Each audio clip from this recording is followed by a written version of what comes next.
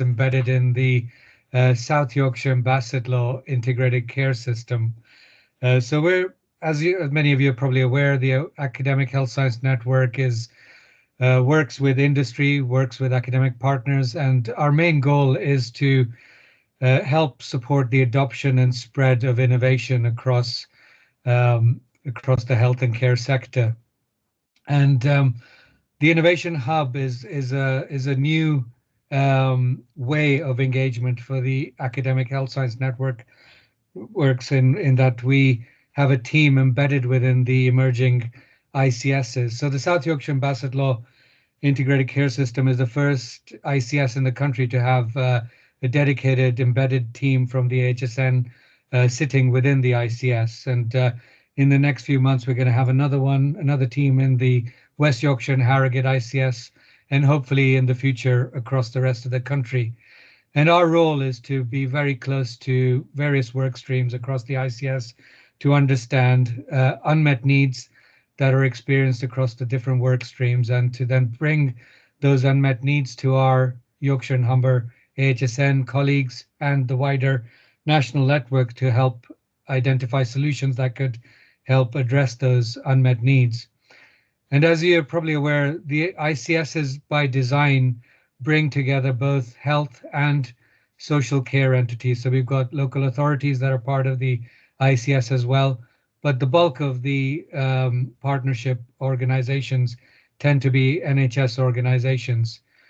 So the topic for this innovation exchange, we regularly have innovation exchanges in our AHSN where we highlight innovations that can help address unmet needs.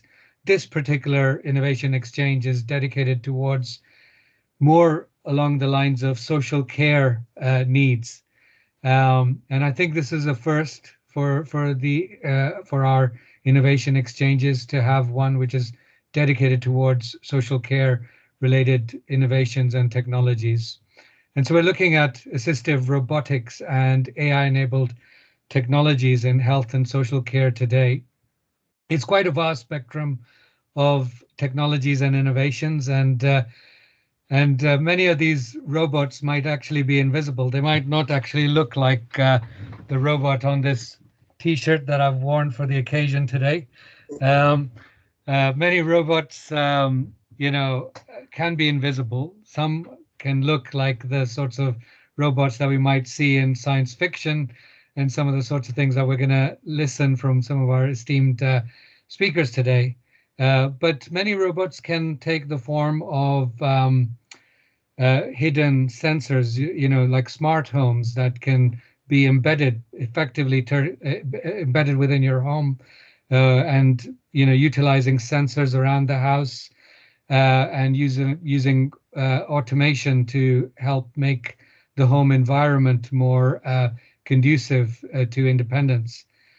There's many topics that we actually don't have time to cover the full spectrum of social care robotics today. For example, there's amazing amount of work being done in, for example, Hertfordshire and other parts of the world on looking at the use of robots to support individuals with autism, with children as well as adults. But what we've tried to do today is to bring together a taster and very quickly, of some of the key areas of robotics and how they can support individuals who need care, but then also how to support carers. And something that we don't often talk about is the mental and physical health of caregivers and how that can impact on the needs of the health and care sector. And we feel that robotics isn't necessarily a replacement for the human contact that caregivers provide, but can help enhance and amplify the work that they do, and may even help prevent other demands on the health and care sector through the needs of carers themselves. That includes paid carers as well as unpaid carers. And as you all know, at the moment we're experiencing a crisis in social care. So I won't talk for too long. We've got a packed agenda, and we're going to try to keep all speakers to about 10 minutes. I'm sorry about that. I know that all of you are fantastic speakers and you could probably talk for hours each, but we will provide you with more opportunities in the future to have much more of a concerted interaction with our colleagues in the future. But for today, we're going to try to whiz you through as quickly as possible. So we're going to be keeping you to time. So without further ado, I'm going to start this Innovation Exchange today is divided up into 4 sections. The first section is presenting the national picture with 4 speakers in it about what the current state of play is with services that are utilizing AI and robotics, and what the challenges are across the current landscape. The next section will focus on some innovations that are happening in practice. Next slide, favor, please. And then many of these technologies, for many of you might feel that they're future technologies, but they're actually being applied in places like Hampshire now as we speak. And we've also got some great speakers from some companies that are developing and providing solutions who will speak within that section. The next section, favor, next slide, please, will go into some emerging technologies that some of our academic colleagues on the call today will talk about, some really interesting national level projects that are on the verge of coming into real world practice, and we're going to talk about ways in which we can try to accelerate that journey into the real world. And then finally, we will close with looking at some opportunities for how do we get these technologies more quicker into the real world. What kind of opportunities are there to fund and commission these technologies? And on the commissioning aspect, we'll have a short panel discussion to start to think about how we can start to break down some of the barriers to adoption of these technologies. So as the speakers are going through their talks today, we encourage you all to put any questions in the chat. We won't have an opportunity to go through the questions while the speakers are speaking. But at the end, during the panel discussion, we'll try to collate a set of themes, and that'll help feed the discussion at the end. So without further ado, we'll start with our first panelist, Emma Harris from NHSX, who'll talk about the work that NHSX are doing in supporting adult social care digitization. Perfect. Thank you, Emma. Thank you very much for the introduction. And as I mentioned, for anybody that missed it, I am going to have to leave the call and then come back, but I will return. So thank you very much for the opportunity. Some of you may already be aware of what we do within NHSX or have come across us previously, but we are a adult social care team that's specifically focused on implementation of new care technologies, but also making sure that we work with being able to get the infrastructure right in the first place. So next slide, please. As part of the work that we've done so far, I'll wait for the slides to catch up. The next slide, please. There we go, perfect.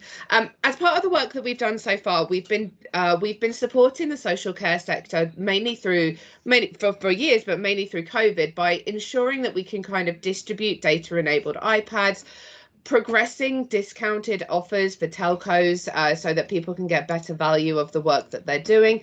Also ensuring that NHS mail onboarding has been accelerated. And then as more of a strategic approach as we put forward, making sure that people start to understand connectivity guidance and making sure that we're looking at the data strategy. We've also been developing some kind of digital skills reviews and care tech reviews, and we're very hopeful that those pieces of work will be published imminently. Imminently, I'm hoping for next week, but we'll see what's happened.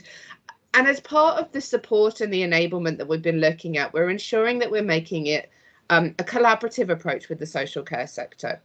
So making sure that anybody that we're working with feels that we're doing with them and not doing to them. I think when you have an NHS badge and you start looking at working across the social care sector, you have to ensure that you are phrasing it right and working with the sector in a collaborative fashion. There's a lot of mixed feeling that's been previously experienced between social care and NHS, and our mantra is absolutely about doing this in collaboration. If we move to the next slide, please. You can see here that what we've been working through is how can we make sure that we're investing in the right technology in order to be able to support the quality and vision and integration for the foundations of preventative care. We want to make sure that we're splitting that into not only individuals, but families, carers, care managers, and then also on our health partner side, clinicians. And you'll see within that, we're making sure that we're approaching different sectors and different factors by the improvements within that care technology approaches, but also within implementations of care technology in people's homes. So this is not only about care home approaches, but also making sure that we can keep people in their homes for longer where they prefer to be. Some of the key themes that I'm going to call out within that is making sure that we're looking at things like acoustic monitoring. So acoustic monitoring is a technology that can enable somebody to be able to have less night checks. So ensuring that you still have a safe level of care being delivered within a home, but there's less need to be going in to wake that human up on an hourly basis to ensure that they're safe in the environment. We can also see, but by the implementation of these kind of care technologies, that people are able to there are less falls that can be experienced within a home. So we know that falls as an approach costs the NHS around £5.1 billion. We know that those falls experienced are about £1.1 billion of them comes from a care home. We also know that when a person has a fall within their home, that the likeliness of them needing residential care within that year is increased by 50 to 55%. So by the implementation of technology within these approaches, we can ensure that people receive better care, better approaches. There is less likeliness of those falls occurring. And we can also look at those digital technologies by implementation of things such as a digital social care record. So there's two pieces of benefit that can be experienced by a digital social care record. One, we recognise that we can save approximately an hour and a half's worth of carer time a day by being able to have those carers able to implement and instruct and update that record live throughout the day. So it removes and reduces the need for a carer to be sat there for an hour and a half at the end of their day, updating care plans, and they're able to do it on the go. We also know that by implementing that, there's better decision reporting. And also on the care manager side, there's better ability to be able to have additional reporting functionality. Now, all of these approaches can't be supported without knowing that the person or the home or the approach or the support worker or the carer or any of those people have got the right internet access. So in order to work with the sector, we're ensuring that people understand it, are able to access it, have better ability to be able to receive it in the back bedroom in an old Victorian care home. So that real true infrastructure helps support the way that care is delivered by wrapping it in that package. We also know that with implementing proven technologies that we can get better good practice, and we can also help support the sector. So all of those approaches wrap into our delivery approaches within the team. So if you move on to the next slide, you'll see that we've got 5 key areas that we're focusing on. Evidence building and communication. How do we ensure that within the sector and within where we are within NHSX, we're proving the reasoning behind being able to deliver the right care at the right time for the right people with the right approaches? And how do areas know that they're going to get the benefits that I've already listed out earlier by being able to implement them? So we're going to create things such as a digital playbook, which gives areas the ability to reference back. I'm this type of care home. What's my case study? How do I know where I need to go with this? What's the best thing that I can implement? We've then created a team of people that are going to be out there supporting at an ICS and regional level. So we have a couple of areas of funding that have gone out, and I'll go into those in a minute.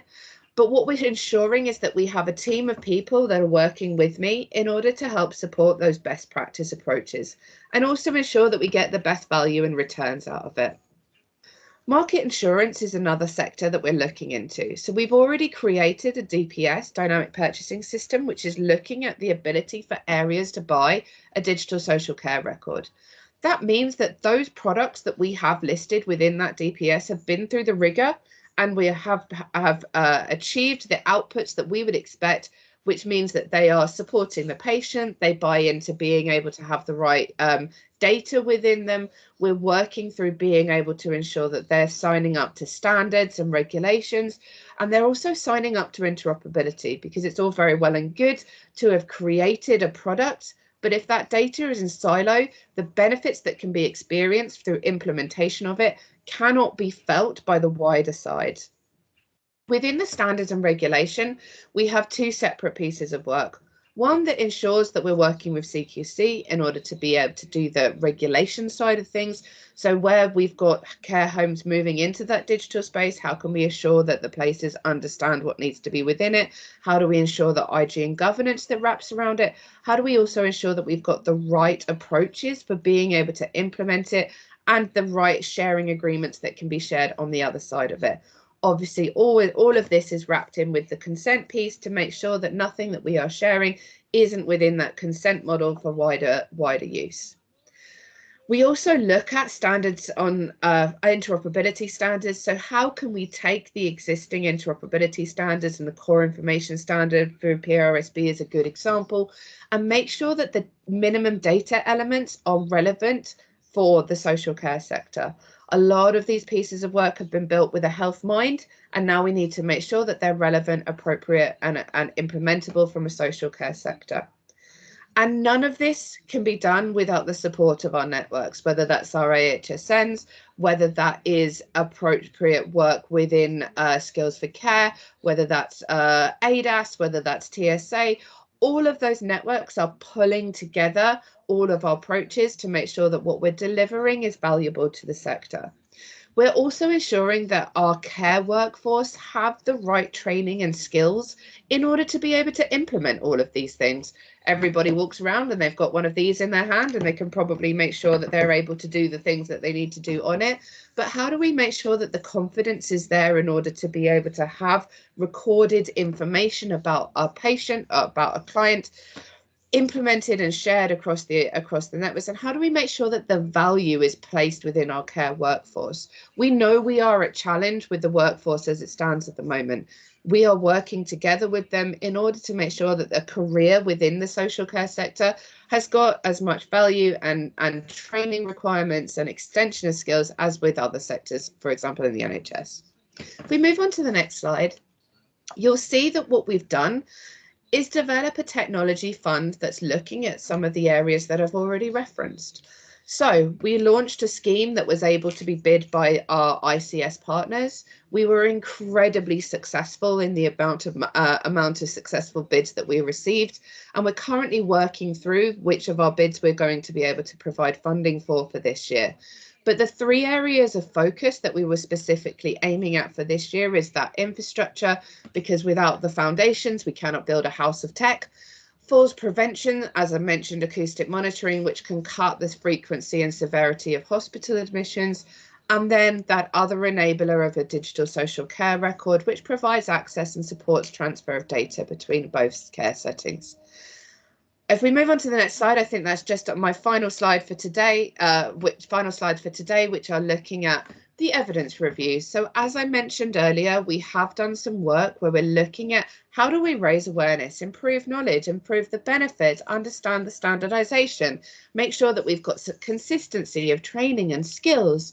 We're very, very hopeful that that report is going to be published very shortly, but it gives some real understanding about the scalability and the innovation and how to be able to implement technology well and how to be able to support the benefits on it. We move on to the next slide. My screen's gone slightly strange and I'm not sure if that's just me. There we go, perfect. So digital switch over research. So as we all know, The analog network is being switched off and we're moving over to a digital one. So what we've created in partnership with ADAS, LGA and TSA is a report that's going to be able to raise awareness and guidance. And TSA have got a publication that they're looking to launch next week, which will give some additional information about this digital switchover. There's some contact details and these slides will be shared so that you're able to access any of the team that you feel would be able to give you further support on this. And then if you move on to the next and final slide, you'll see that there's the main mailbox, which is for adult social care as an entirety within the NHSX. And if you've got any other questions, comments, concerns, or just general chit chat that you'd like to bring to us around the adult social care sector and what we're doing within NHSX, we'll be really happy to receive those emails. Thank you very much for your time. Thank you, Emma. Thank you. That's very interesting and great to see some of the resources that you've presented there. We started to get some questions in the chat. We're collating them on the side. We'll bring them up at the panel discussion later. Moving swiftly on, our next speaker is Clive Gilbert from the All Parliamentary Group for Assistive Technology, and from Policy Connect, who's going to talk about smart homes and the Independent Living Commission. Thank you, Clive. We've got a recording session. You could start that now, Favor.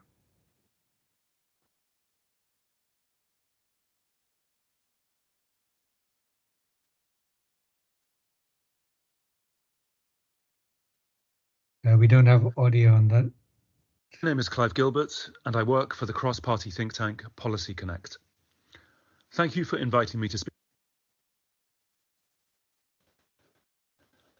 Before I dive into the detail on the Commission, I'd like to say a few words about Policy Connect and the team I work for within it, cross-party public policy think tank that specialises in running parliamentary groups and commissions. We are set up as a social enterprise and are funded by a combination of regular annual membership subscriptions and time-limited partnerships. This means any profits we make are reinvested into the organisation. We work across a number of policy areas and industries, ranging from manufacturing and design to climate change. My own role is overseeing assistive technology policy. This means I work with government, parliament, industry and frontline practices to advocate for better policy and practice around the way technology is used to support disabled and older people to lead fulfilling and enriched lives. The purpose of our commission is to make recommendations to government, local authorities and the wider social care and technology sectors on how disabled and older people can use smart homes and similar technologies to lead healthy, independent and socially rewarding domestic lives. Independent live term laden with meaning for the disabled community. It dates back to the 50s and 60s when a generation of disabled students in the United States began to protest that their ability to participate in society was being held back by a combination of environmental and social factors. American universities, such as Berkeley in California and Illinois, led the way in encouraging students to be as independent as possible by physically adapting their premises and surrounding neighborhood to make buildings more accessible for wheelchair users. By the 1970s, the independent living movement had spread to the UK, where disabled people demanded to leave the institutional care settings in which many had previously resided for most of their lives. Over the following 30 years, local authorities and central government were gradually persuaded to divert funding from care homes and cede control of the purse strings so individuals could determine how it should be spent. The independent living movement calls for buildings, products and services to be accessible to all and provided on the basis of equal opportunity to enable disabled people to enjoy flexibility and genuine control over their daily lives. This requires that the building environment and transport are designed inclusively, People have access to personal assistance and assistive technology. The ultimate aim should be to maximise flexibility in people's daily lives. The home is foundational to disabled people's independence in other areas. Research has shown that disabled people who live in housing that meets their access needs tend to feel safer and report better social contact and improvements in their health and well-being. By contrast, disabled people living in inappropriate homes are 4 times more likely to be unemployed or not seeking work. And of course, the ageing population means that the goals of the independent living movement are becoming relevant to a much broader segment of society. Those who acquire disabilities as a result of ageing are just as determined to continue living in their own homes and retain as much of their income as possible. Advances in modern technology present new opportunities for disabled and older people to have greater choice and control over their lives. Over the past 10 to 15 years, technology has gradually become more inclusive, with brands such as Microsoft, Apple, and Amazon designing more accessibility features for their products. Also, specialist assistive technologies such as predictive text and voice recognition have become more mainstream. But, as I'm sure everyone in this meeting is well aware, there are many areas where we are still falling short, particularly in the way public services for disabled and older people continue to struggle to take full advantage of technology. Our commission will be chaired by Councillor Sir Paul Carter, the former leader of Kent County Council. The steering group will also include Liz Twist MP, leading academics in technology and social care, industry experts, and people with lived experience. It will provide recommendations to government on how smart homes and associated assistive technology like telecare can be used to improve the quality of care services and achieve value for money for the Exchequer, while providing disabled and older people with more choice and control over their lives. The Commission has 3 key strands. We have labelled the first of these Social Care Commissioning. This part of the project explores how government can support local authorities to commission more innovative technology-enabled care services. Too often, local adult social services adopt a conservative approach to telecare and other assistive technology and fail to properly embed it in their wider approach to social care. We will make recommendations on subjects such as service design, local authority procurement arrangements, and ways of enshrining independent living principles in commissioning processes. The second key strand focuses on social care service provision. This strand examines the readiness of social care providers and the wider care workforce to use technology. It asks what skills and organisational practices the social care sector needs to adopt in order to help disabled and older people benefit from smart homes and related technology. We anticipate a number of recommendations to flow from this strand around how government, regulators and professional bodies can advance the use of technology in independent living, including as part of a future national social care workforce strategy. We have called the third and final strand market shaping. This is inspired by the market shaping duty that the 2014 Care Act imposed on local authorities to oversee the development of a diverse and sustainable care market for the whole of the local population. We think this duty offers a tremendous opportunity to develop innovative, coordinated cross-sectoral approaches to technology-enabled care. For example, we believe social services should be coordinating much more with local authority planners, home adaptations providers, and technology suppliers to ensure that new and existing housing contains the right digital infrastructure for technology-enabled care. In addition to investigating the role local authorities can play in market shaping, we are applying this idea to central government and other national bodies such as the NHS. This means looking at how we can build an environment that is more conducive to the development and adoption of life-enriching technology to help people live independently.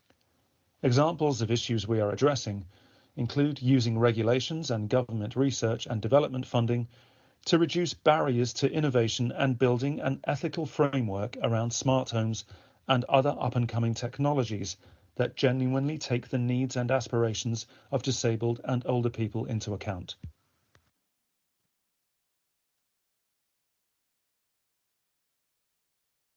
The Commission will report on its findings in the new year. Thanks for listening.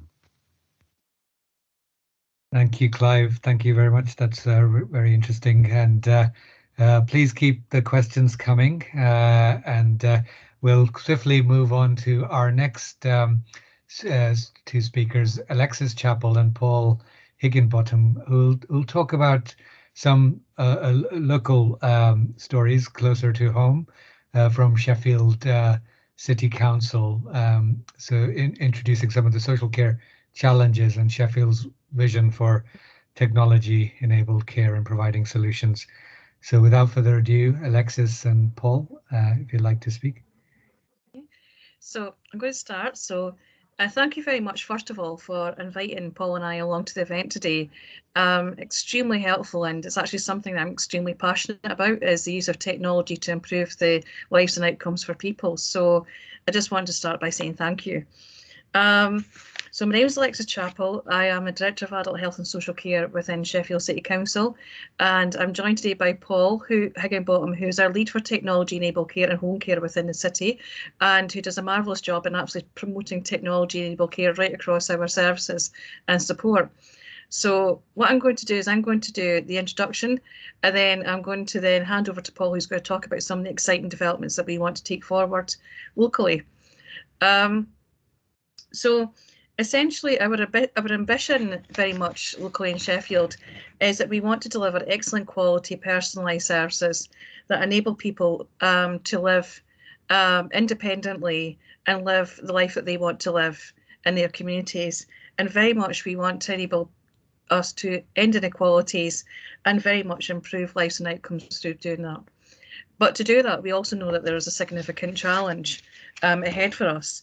We have we recognise that we have, over the last couple of years, we have real significant challenges in terms of the demand upon social care.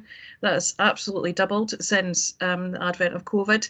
But equally, we recognise that the demand right across all social care, not just home care, has absolutely doubled.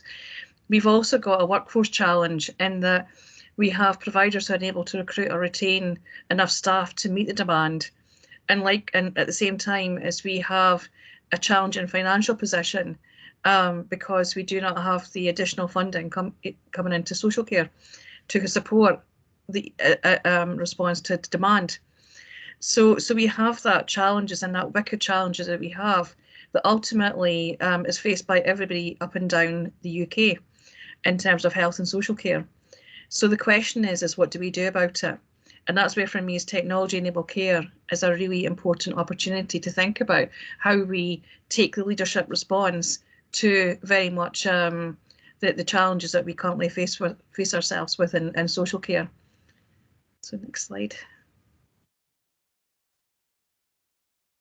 So we do have some key impacts as a result of the key challenges. The first impact is in terms of people. That ultimately could mean delays in experience in care.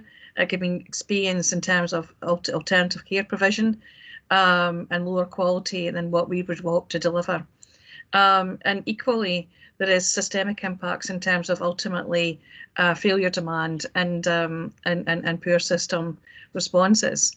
So for me, again, what's really important is that we acknowledge that these are the issues around and the challenges that we're absolutely facing within social care. But equally, what's really important is that we look at what is the opportunities that we have around the table, and to me, technology-enabled care is one of them, is to go and enable us to go and ensure that we keep a focus on enabling people to live independent lives and lives that they want to live right across Sheffield. And that's our primary goal. So therefore, that's where it's really important that we look at the opportunities and we provide that effective leadership response to that. So that's where I'm going to bring in Paul, who's going to talk about some of the ways in which we see technology helping us to address and respond to some of these challenges in which we find ourselves. For me personally, I have been around technology-enabled care all throughout my career, and I've used technology and implemented technology in so many different forums over the year. And for me, it's absolutely one of the key ways in which I see is underpinning our developments for social care. And my call to colleagues on the call today is anybody who wants to work in partnership with us. I'm absolutely delighted to have a conversation about that and to look at innovative ways in which we could go forward, because that's the only way in which we will mitigate and address these challenges so that we improve lives and outcomes for people. And that is what we're about in social care. It's improving lives and outcomes. So I'm going to hand over to Paul. Thanks, Alexis, and good morning to everybody. I'm going to take you through the various pieces of our picture that really describe our future vision for tech-enabled care in Sheffield. If we could probably move on the slide, please. Fantastic, thank you very much. Okay, so from a whole system perspective, as Alexis said, we've got a real commitment in Sheffield to working in collaboration. That's across the entire system in Sheffield, health, housing and social care, but equally we're keen to work collaboratively on a regional level too. The whole system approach has seen us change the terminology. We've moved from telecare to describing technology-enabled care. We think that's important because that starts to really bring into scope telehealth, telemedicine, telecare and assisted living technologies. And we know the emerging digital technologies are really starting to bring the whole system together. We want to make sure that our tech is accessible and embedded for our busy frontline care professionals. We see that as being absolutely fundamental. And we've been working closely with the Telecare Services Association around some shared learning across the country, and our systems teams with our Liquid Logic, our assessment and care management system, to actually look to embed tech into the workflow process.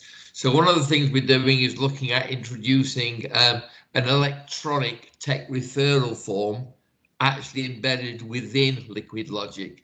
That will also allow us to pre-populate demographic data for existing people in receipt of tech care services. We're also looking to increase our commitment to target people around the early intervention agenda. So these are customers, citizens of Sheffield that aren't currently in receipt of a formal assess service, and we want to increase that around preventing and delaying more intrusive and expensive social care services. Workforce knowledge and skills, we think, is absolutely essential. We've heard them mentioned already today. We did some research across South Yorkshire a couple of years ago that showed that social care workers had a real issue around their knowledge and understanding, which was impacting on their confidence levels to promote tech-enabled care when they were working closely with people in receipt of care. So today is going to see us embark on our tech-enabled care webinars. We're doing that in collaboration with Doro, who actually run our monitoring centre, but we're also looking at working through some of the residual funding from the European Social Fund to look at digital skills for our frontline home care workers. We have 1,800 workers from 36 commission providers that deliver 2.1 million visits per year. We see them as our eyes and ears on the ground. We want them to be trained to be able to trigger and understand opportunities where tech could benefit people in receipt of their care also. Marketing and promotions, I don't think they are sort of lend themselves that great from a public sector perspective. I think we've got to get better at being smart around how we market and promote services, because we've got to raise the awareness of tech and the positive outcomes it delivers to people in receipt of care. The middle piece is crucial to us, and that's the shift from analog to digital. okay, which obviously is going to be completed by 2025. And we see that being a game changer in products being able to predict and prevent, as opposed to being able to react to things like falls currently from fall sensors. So we're really keen to enhance or embrace that opportunity to work with products like Armed, where we can actually get into the prevention of falls in the first place. Linked to that will be business intelligence. We've got to get smarter at understanding the situation across our sector from a tech perspective, being able to look and inform our future strategy and developments from the information that we can access. And I think with digital, that's going to help us do that. And it's that ongoing kind of evidencing that return on investment and value for money. And as Alexis said previously, it's about tech helping to build capacity across care services for the benefits of people. Thank you very much. Thank you, Alexis and Paul. That's a really great picture that you've printed for, and I'm sure there's lots from my colleagues from the ICS who will want to connect to you to collaborate, and also some of our academic partners that you'll hear from in a bit.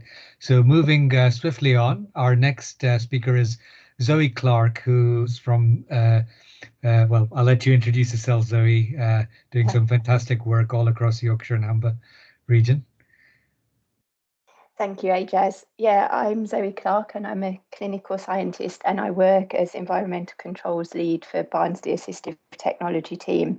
So we're a specialised service which covers the whole of Yorkshire and the Humber, assessing for environmental control systems, so systems that enable people with significant disabilities to control things like their television and answer the phone, and also specialised communication aids. Just wearing a couple of hats. I'm currently 3 days a week with a secondment to the Chief Scientific Officer's office in my broader role as a healthcare scientist. So thank you for inviting me to speak today. I really wanted to describe a little bit about our service and thinking about this in the context of today's meeting. Next slide, please. So as a team, we've got an aim of engineering independence, so improving the independence of individuals living with disabilities through the provision of electronic assistive technologies. And we work with individuals referred to our service and where appropriate, provide our specialised augmentative communication aids and environmental controls. As I've said, throughout Yorkshire and the Humber. Next slide, please. I thought it'd be useful to spend a little minutes explaining briefly about our service. So the Assistive Technology team was born in 1988 and Professor Mark Hall is on the line. So he was the person who launched it. And up until about 2015, this team covered Barnsley, Rotherham and Doncaster. So in 2015, specialised services were introduced, and these were to cover low incidence, high cost services from the NHS and were directly commissioned from NHS England rather than via the CCGs. Environmental controls, including computer access and specialised augmentative alternative communication aids, are classed as separate specialised services, but in Yorkshire and the Humber, we're able to provide both of these services. What was really useful at the time was that service specifications were developed, and these enabled great progress in the delivery and the consistency of provision across the region and nationally. However, I wouldn't say that those specifications are perfect, but they definitely move things along. And as a specialised service, we work very closely with our local teams of occupational therapists and speech and language therapists. Next slide, please. So in terms of environmental controls, these are systems that enable people with disabilities to control things in their home environments. They enable things like accessing, changing the television channel, answering the phone, controlling lights. So robotics in the broadest sense of the word. And environmental controls does also cover computer access, and so enabling people to use their computer to do things like emailing, web browsing, internet banking, and all those things that contribute to independence. I often think back to a time about 18 years ago when I was very new in the field, and I saw somebody who was then just using their environmental controls to change between 5 television channels and call an alarm. And it was not working on one occasion, and I got called to go out and visit, and the person and their wife were pretty desperate because it was such a loss to not have that quite simple level of independent control. And I think I do really try not to underestimate the impact of having good technology that can enable you to have independence where perhaps you need a lot of support for other things. Technology is always evolving, and I think when environmental controls were developed in the 1960s, wanting to be able to remotely control things around our house was very much the domain of people with disabilities. However, now this is much more mainstream, and we're able to get a couple of remote control switches from any local shop and install those quite quickly. Next slide, please. Next slide, please. In terms of communication aids, we consider specialised communication aids, and these are used by people who have no speech or speech which is difficult to understand. As a service, we're more involved with the powered-based communication aids, although AAC, as a broader term, augmentative and alternative communication, covers everything from pen and paper and signing right through to our computerized software. Again, there's been great evolution of powered systems and the range of access methods that we can use in both environmental controls and communication aids. What we're often looking at is that interface. So we look at things like eye gaze and computer, alternative computer mice and switches and other such access equipment. Next slide, please. We help a really broad range of people, both with acquired conditions such as motor neuron disease and people with cognitive disabilities resulting from congenital disabilities. And we see a big range of ages, so adults and children, and across a range of locations. So this is just a taste of the types of conditions we see, but it tends to depend on the presentation of the person. Next slide, please.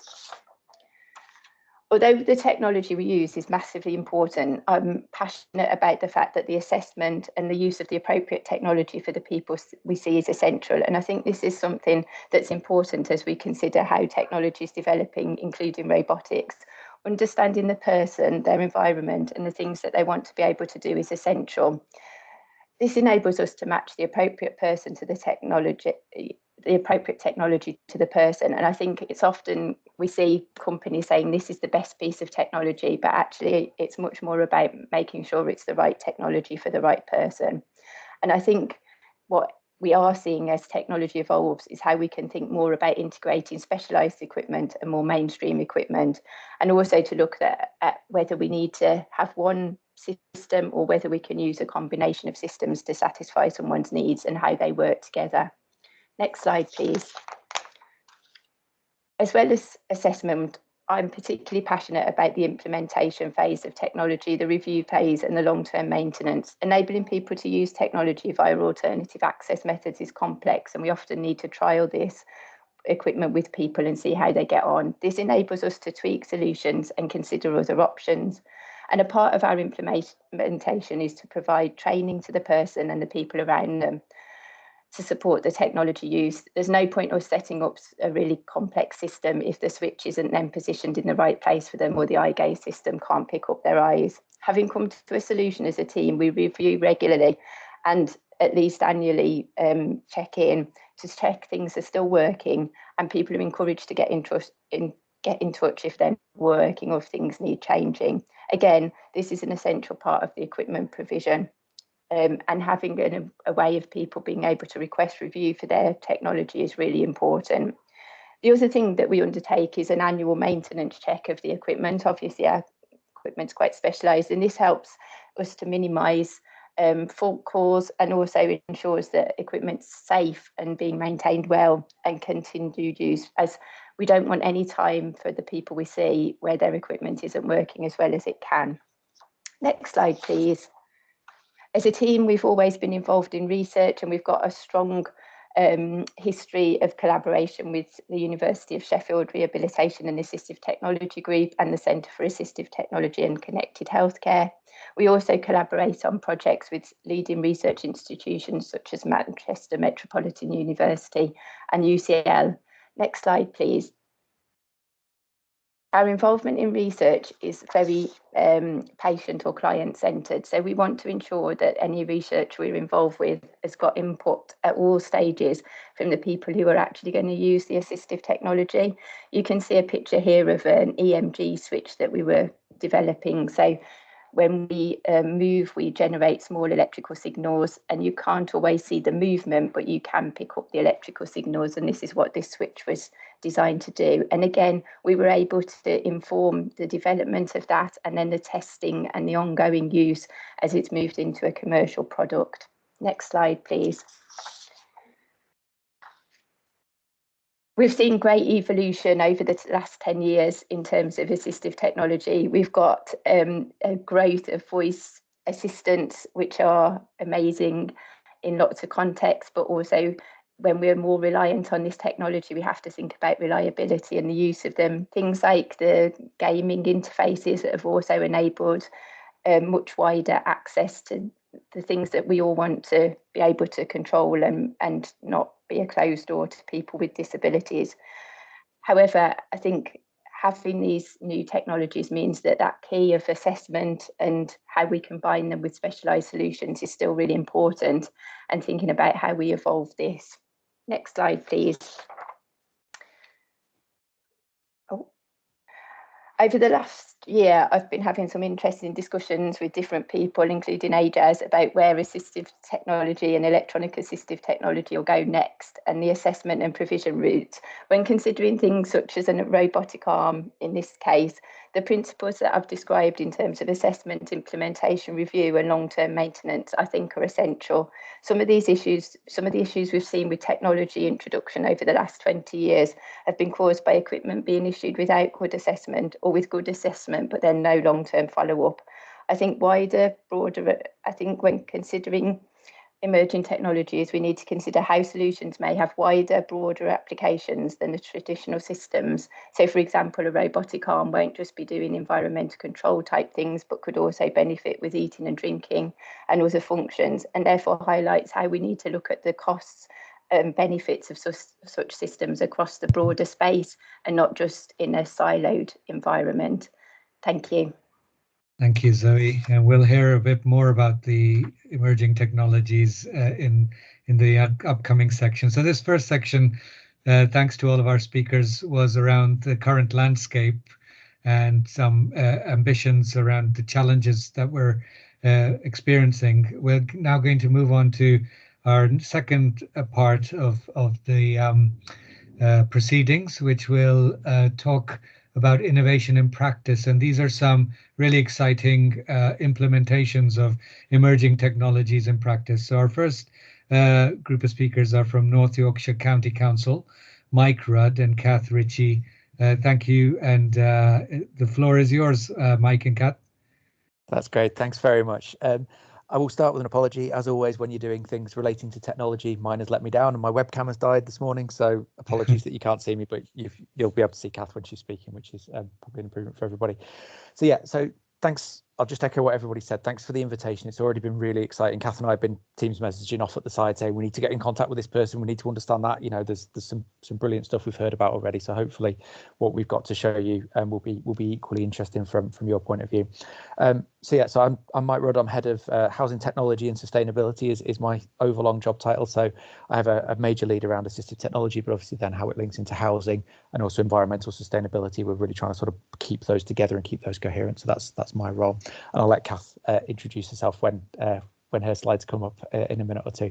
So I'm just going to give a quick overview of what North Yorkshire is and where we are in this journey. And then Kath's going to do a little bit more detail on some of the projects. I think we're sort of straddling part one and part two here. Some of this is stuff that we've managed to mobilise, but we haven't quite got to the end point yet. So, but some projects we're really excited about. So if I could just go on to the next slide. Okay, so just so where we are in North Yorkshire at the moment. So for people who don't know North Yorkshire, we are, I think, the largest county in England. 85% of North Yorkshire is super sparse based on our council plan. I'm not quite sure what the technical definition of super sparse is, but essentially if you stand on top of a hill and look out, you won't see very much for a very long way. So, but we are a huge county. You know, we go from sort of more or less over to Lancaster in the west, Scarborough and Whitby on the coast in the east, and then sort of Middlesbrough in the north down to the tip of the county, drops down below Wakefield in Selby district as well. So we are a huge area, and that obviously brings some massive challenges with it in terms of rurality, the sparsity of our population, some of the infrastructure that we have as well, although we do have very good infrastructure. We have a sort of an in-house organisation called Ninet who are rolling out fibre broadband across the county. That's been a huge benefit to us. But we do obviously have challenges in that respect. On our population, we are typically older than the rest of the country, often healthier because it's a very affluent area, but the challenges that come with older people supporting care and some of that acceptance and adoption of technology as well can be a major issue. We've had a digital strategy for a number of years now that underpin what we do, and that really is a sort of collaborative piece of work between ourselves in Health and Adult Services, where Adult Social Care and Public Health sit, but the Technology and Change Directorate, where Kath works, and then working with our partners across the county as well. We have a really complex local government and NHS arrangement. So we've got a county council, we've got 7 district councils, although we are just about to go through a single unitary bid.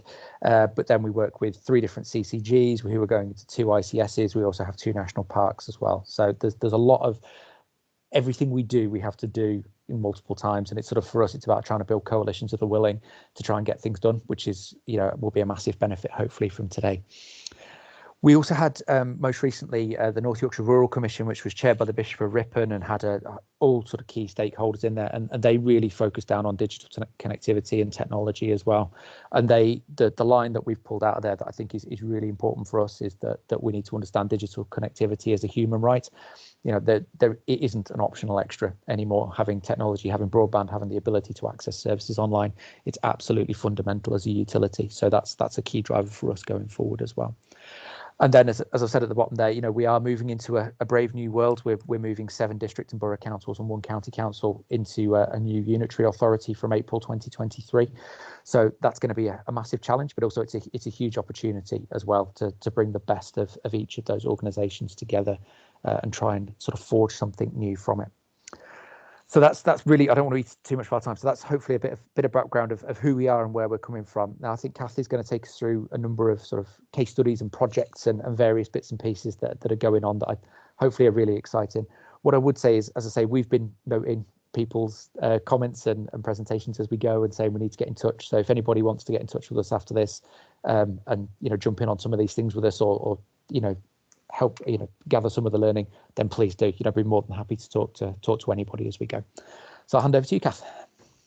Thank you, Mike. Yes, hi. So my name's Kath Ritchie, and as Mike said, I'm work in the Technology and Change department, but I work with Health and Adult Services, so I straddle those 2 worlds. My title is Business Relationship Manager, for what that's worth. So yes, we want to give some examples of some of the myriad of activities that we're doing to bring digital data and tech opportunities to the people of North Yorkshire and beyond. So the first thing is we are partners in the TAS programme. So that stands for Trustworthy Autonomous Systems, which is basically robots. And this programme is a group of researchers who are looking at these systems and how we can develop them in line with our notions and requirements on trust. So it's a £33 million research collaborative, and that's funded through UKRI Strategic Priorities Fund. It's across lots of different disciplines, so it's not just engineering, it's also psychology. And the basic premise is to build robots that can fit into a care environment. So they're not totally designed around their functional movement requirements of what they can do, but also how they can do it. So their ability to work with people's needs, their motivations, and also their people's fluctuations, and in their kind of health conditions, but also just people's moods and how they want to feel about that day. So there are 6 nodes, and we are part of the resilience node. And when we talk about resilience here, we're not just talking about technical elements like battery life, but also emotional and caregiving elements, like how a robot can be resilient to a change of circumstances, such as the person they're working with has a fall, how they would actually respond to that and not just do the task that they've been programmed to do. So you can see on the slide there that there's two elements that we are particularly focused on. One is a PhD that we're linked in with, and that's around motivations and the use of assistive technologies. So obviously not just learning therefore robotics, but much more widely as well. And the other is some funded research. There's some prime funded research about identifying conflict and confluence in stakeholder imaginaries of autonomous care systems. That's basically what people think about robots. So, and we're using Lego series play as part of that research. So some really, really interesting stuff. So if it's okay, we'll go to the next slide. A chance to come through. There we are. Okay, so there's lots of different parts of the puzzle, isn't there, when we talk about digital and how people use it. So one of those really significant parts is connectivity. And you can see in this picture here, one of the biggest struggles for North Yorkshire is our rurality. So connectivity is a real problem for us, but we're doing lots about it. We're building a 5G network. We're rolling out free Wi-Fi across, I think, 16 of our market towns. And we're also building our own LoRaWAN network. And for those of you who are not sure what that is, the best way I found to describe it is like upside down Wi-Fi. So it can carry much less data than Wi-Fi, but it can span a really, really, really wide distance. So miles, in fact. So there's lots of capabilities that can offer us. So we've got lots of use cases across the organisation. So, for example, we have one on bins, which is as interesting as it can be. But basically, that's the bin telling us when it needs emptying, rather than us just going around to check all the bins. But we're also very excited by some social care and public health use cases, and how we can use the LoRaWAN network and the sensors that can connect to that network to gather a really rich data profile on areas, communities, and actually build that to enable communities to work differently, but also help people to be a part of their place and help that to support people. So we're working with a company called Corantis at the moment, and that's around kind of sensors in the home, in the community, so we can understand how someone's health is, how someone's activities of daily living are, and how somebody's movements around the community are, and build all that so that we understand if people perhaps aren't going about what they describe as their normal daily pattern, and that can trigger a health and wellbeing check, or be part of someone's assessment, or help that person advocate for themselves on what kind of living arrangements they want to have. So really exciting times for that. So next slide, please. Thank you. So another part of the puzzle is ethics and inclusion, and I can see in the chat that this is something that we're all thinking about.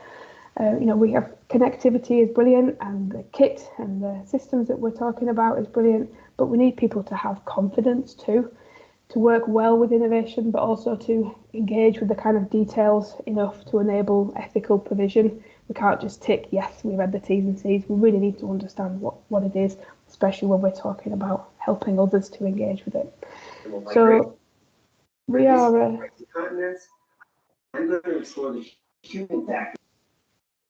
Sorry, an echo there or interference. Anyway, so we are trying to build an ethics framework to guide our work and our expectations of others. And in our technology and change department, we've got a specific group which looks at equalities, diversity, inclusion and ethics. And last month we held a debate as part of that group. And that was on ethics of the Internet of Things and the monitoring technology. You can see on the slide just a couple of snippets from this really fascinating and valuable discussion. It was just the first part of what needs to be a lot more discussion as well. And it was fascinating to listen to Clive just then talk about that work on that ethical framework that genuinely takes the needs of people into account. I'd love to hear more on that and perhaps align our ambitions there. Okay, a final slide from us. So this is some of the other innovations that we're working on. Thank you. So now is the time. I mean, it's been coming for a while, but COVID has undeniably accelerated the digital appetite and application. We're already using assistive technology with our NRS contract, and that includes all the kind of typical kind of telecare assistive technology type offer, but it also includes innovation work, and that's bringing in new pilots, such as we're working with Brain in Hand, but also using promoting technology as part of assessments, so not just part of somebody's support package, but also how we build an understanding of a person and how we can use technology to advocate for a person's genuine need or genuine unmet need. And so we use Canary as part of that offer. Also on this slide, we can see Tribe. Yep, we can. We are co-producing that with a company called Bronze Labs and a broader consortium which is funded through UKRI. Tribe is an app, a web platform that enables people to connect to support using internationally successful smart technologies. It's really, really exciting. It's working with some real genuine back to the drawing board co-production with real people, and we've been a part of that, and it's been an absolute privilege to be a part of that, and helping people to shape what that offer looks like. I think apps is a very saturated market, and so to work with a sort of quality production like that is really excited, and we look forward to what we can build over the next couple of years before we roll it out into the real world. Also on the slide is the Yorkshire Humber Care Record. We are the first local authority to be live in the region on the Yorkshire Humber Care Record. We are now consuming data from hospitals in the region and from GP practices. So we're in a pilot phase now, but we will go live. The pilot will be about 3 months, but it's just tremendously exciting to finally achieve some goals around shared care records and just see how much that can affect and shape practice. And we also have our online offer, the website, where people can engage with us online and in our customer portal. Really important just to get the basics right when people first want to find out what social care is, how they can get some help or advice, that has to be really easy to use, interactive and available offer for people. And you can also see a picture there which talks about our devices into care homes work. And there's just so much more that we're doing, including our robotic cats with dementia forward, and on, but lots of innovation and exciting new ways of working. But what's the most important thing is that in all of this, people are the absolute centre of all that we do. As Emma said right at the top of the meeting, we too have a real focus on collaboration and co-production, because as I'm sure we all agree, without the people, this tech is just pointless. I think that brings us to the end. Thank you very much. Thank you very much. That was really, really interesting and fascinating. We'll to talk about the integrated care records and how that could really have a two-way communication between social and healthcare, which is really, really fascinating. We've got to move on very swiftly to our next speaker. We're really excited to have Mark Allen from Hampshire County Council. Their team have been working with PA Consulting in the past to develop a number of resources, both using mainstream as well as dedicated technologies to support innovative models of care in the council. So Mark, on to you. Thank you very much. Good morning, everyone. I'm going to talk to you about our Cobots program today. Before I get onto that and explain exactly what a Cobot is, I'd say this is part of our overall program of care technology delivery and digital care delivery that we've been engaged in Hampshire for a number of years now. So we currently support about 13,000 people who have assessed care needs, and where technology either is or forms a significant part of their package of care. So we've got to the point where technology is quite embedded in our care system, and we start to look at different ways we can support the sector to deliver care more effectively. And a Cobot program is one of those. So if you move on, please. So the beginning of this wasn't a case of how could we use robots. It was actually what are our challenges. And as you'll see here, I won't go through this slide in detail. You can look at it more afterwards. But one of the challenges we were facing, and it will be absolutely, common currency to everybody in the room that works in social care, is that we've got a workforce crisis. When we started looking at this, it was a few years ago, it was pre-COVID. And one of the big questions for us was, where we looked at our workforce needs and planning going forward, we had an estimated 6,000 shortfall on carers by 2025.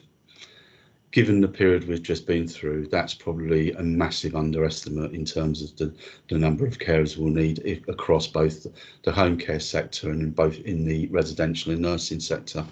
So we've got a massive challenge about how we are able to support people delivering care and on what we can do in that space. So part of what we did was actually look at that and started asking the questions, what could we actually practically do? So there are some very common things about recruitment drives, paying people more, all of those sorts of things.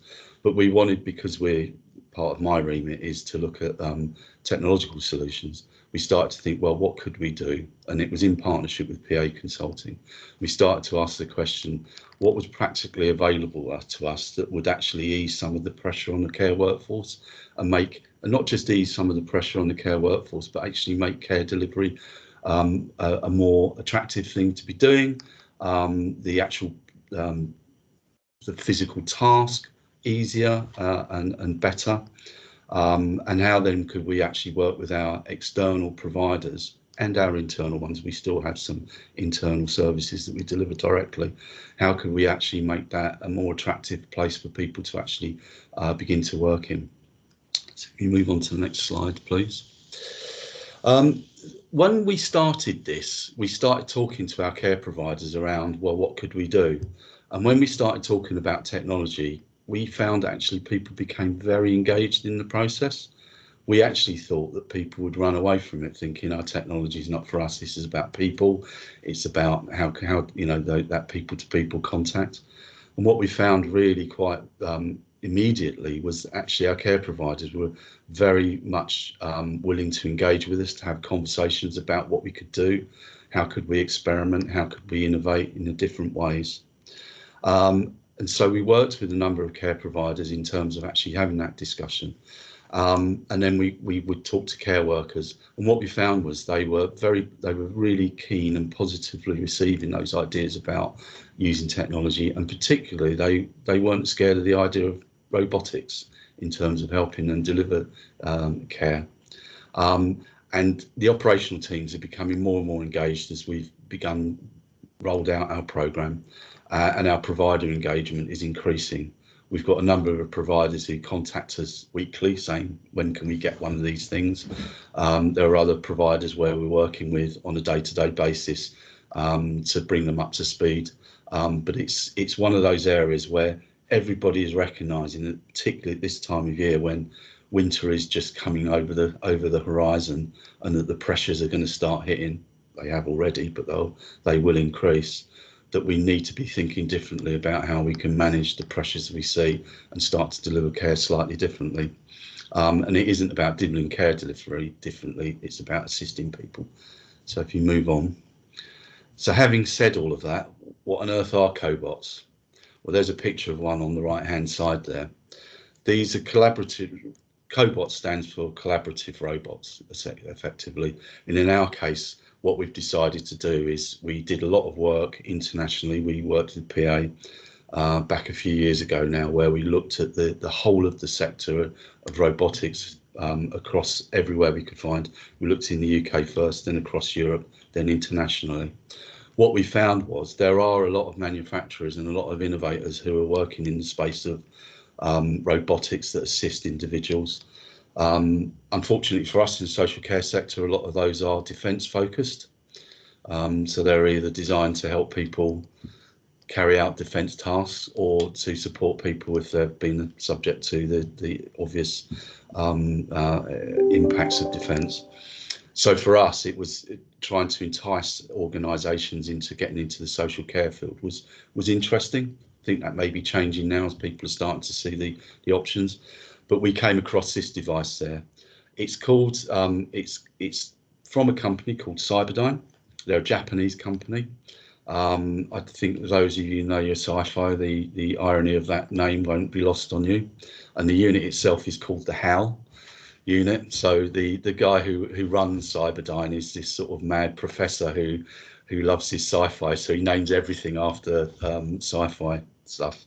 So it isn't something that's going to run away with people. But what it is it basically analyses human movements and supports them in that process. So it's worn around the middle, and it straps around the thighs and straps around the middle. They're Velcro ones, so they're very quick to put on and off. And the wearer of the device is in full control of it. And there are multiple levels of power of assistance. So what it does is where people are bending, what we've looked at and what Cyberdyne have looked at in terms of the care delivery functions. A lot of the strain and the effort is on the upper legs and the waist. And what this does is actually supports those movements for individuals. It has adjustable straps so it can be worn.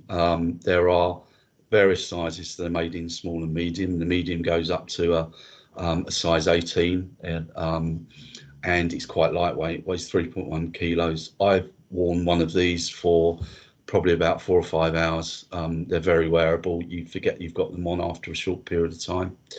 There's a rechargeable battery, and each one comes with 2, so you can hot swap them during a shift. And they're waterproof, so you can undertake some of those caring tasks.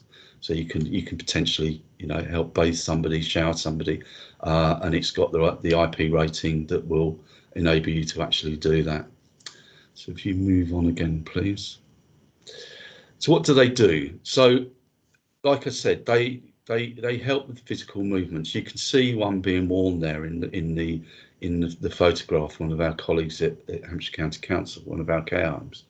And what it does is it enables people to bend. And what we found is that working with our OTs, and we've worked with the Royal College of OTs, we've worked with CQC and our own OTs internally to evaluate this before we started deploying them.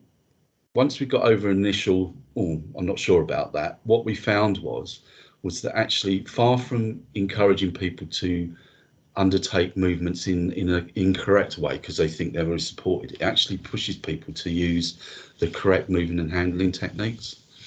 And so it supports somebody throughout the course of a shift of care. The feedback we've got from care staff that wear it is almost entirely positive. There have been 1 or 2 people who don't like it. Inevitably, that's the case always. But the vast majority of people, and when I mean vast, I mean over 90%, would be saying it's actually supported them, that it's enabled them to feel at the end of a shift of work that they're much more refreshed than they normally are. The activities that it's focused on is around personal care, helping in changing position, helping stand up and sit down, helping bathe, transferring to bed to wheelchair, making beds and bed sheets, and interestingly pushing equipment around, including transporting people in wheelchairs, which can be quite a tough task, particularly in home environments where you've got thick carpets, things like that. People have reported that where they used to have to do the sort of run up to start a wheelchair moving, they just feel that actually they can just get going. So if you move on again. 1 more minute. Okay, right, I'll be very quick. So the journey for us was, so we launched the Pathfinder in 2020. These are now deployed. We're deploying them as we speak. We're looking to have 120 of these deployed across Hampshire by this time next year. So it's a fairly extensive deployment. We're focusing on, if you move on 1 more slide. We're focusing initially on working with our domiciliary care providers to support them in their care tasks for people in their own homes. So care workers will use them on a shift. It is, for us, the payback is we're looking at reducing double up packages of care. And we're also deploying this across our own in-house reablement teams who deliver care with a view to minimising packages of care for onward long-term packages. I'll stop there because I rambled quite a bit, but I hope that was of interest to you. Thank you, Mark. That was really, really interesting. And I know that for a fact that you've not even fully covered all of the other areas of, smart home technologies and robotics that your team have been doing some fantastic work on over the last few years, and using some mainstream technologies like Alexa, etc. We'll hopefully get an opportunity to chat in more detail in the future as well, and of course link you up, with colleagues on the call. We'll move on quickly to some more innovators. So next we have Simon Fielden from Rahana Life, former clinical scientist like Zoe, and now working and developing technologies, introducing new technologies into the assistive care sector. So Simon, the floor is yours. Okay, thank you very much. Can you all hear me? Yes. Yes, great. Okay, so yes, I'm going to talk about the Jayco robotic arm from a company called Kineva in Canada, and our experiences of supplying this and some of the issues that raises. So it's a very practical session, and I'll lead off by asking for a short video section now on illustrating what the Jayco can do and how it does it. So there should be a video to view, a YouTube video. Oh. Is it Favor? Do you have it?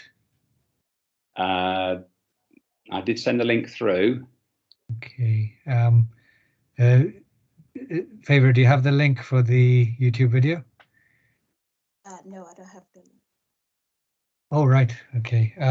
So Simon, while you talk, I'll try to dig it out and post it and bring it up. Okay. That's I have it. If you want to stop sharing your screen. Yeah, if you stop sharing yours for a minute. I'll see if I can bring it up. Just bear with me a second.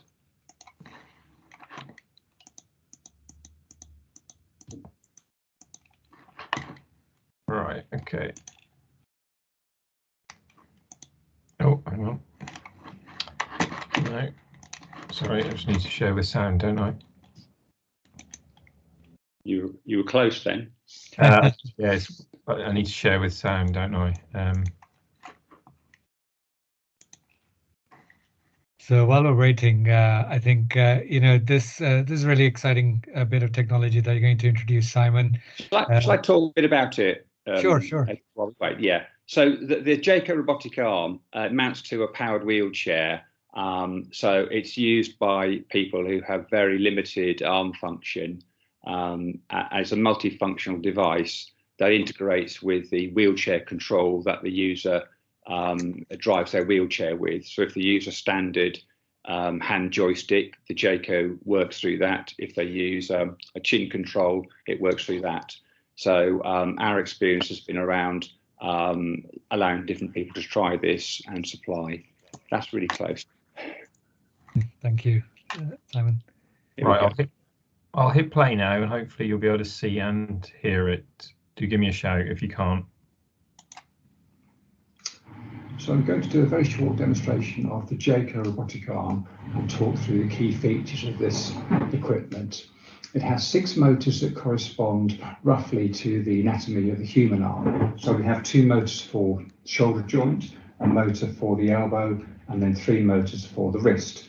We also have motors that correspond to the finger movement.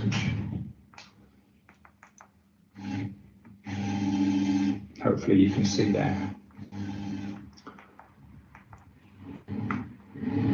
So for this demonstration, I shall be using a 3-axis joystick with some switches built in. This unit is only used for demonstration purposes, and in an installation for a user, the controls of the Jayco would be through the wheelchair controls that the user has. The Jayco will be mounted on an electric powered wheelchair, and the user could control it through their current wheelchair controls. Could be a hand joystick, a chin joystick, switch arrays, sit puff, or head arrays. So the first task I'll show with the Jayco today is if I want to use it to scratch an itch I've got. So I'll move the Jayco towards my face, like so. And you might have noticed that it slowed down as it came towards me, and now it's stopped. This is a protection zone that I've set up, and the Jayco cannot enter that protection zone, which is a safety feature. So from this, I can now reach forward and use a Jayco to scratch my nose or even push my glasses on.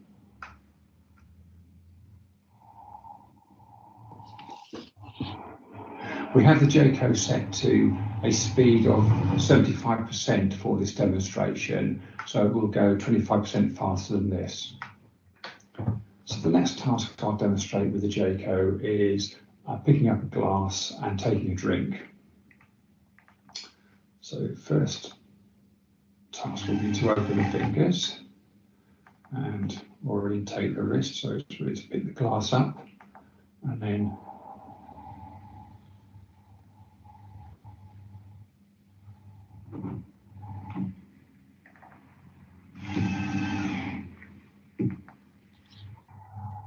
now you might think I'm cheating here, but there is actually half a glass of water here.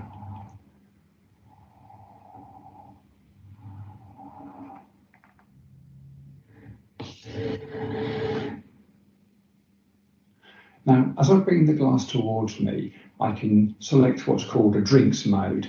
And what this will do, it will change the wrist twist from a twist about the central axis of the wrist to a twist about the lip of the glass, so the glass will tip from the lip. Let me show you that.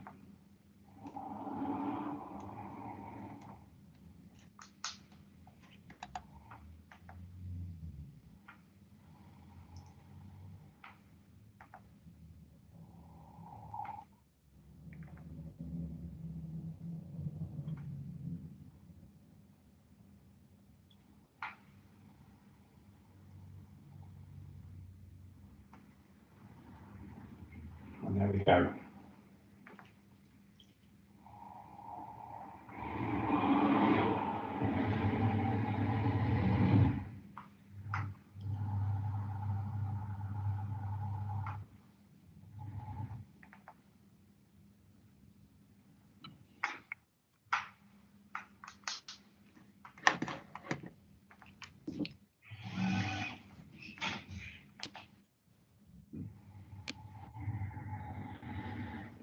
So the next task I'm going to demonstrate is pushing a button to open a door, say when you're out and about in your wheelchair. So we have the button here, and we're going to simulate pressing this. With the light coming on. So press the switch. Now there is another way to do that, and that is to pre-program the position we want to move to into the system, which the user can do, and then by pressing another button to go to that position, we can take the Jayco there. So if you have a movement that you use quite often, then you can just program that into the Jayco. And then we have the final movement, which the user can make. So the next task I'll show the Jayco undertaking today is to open a cupboard door, which a user might do in their kitchen, for example.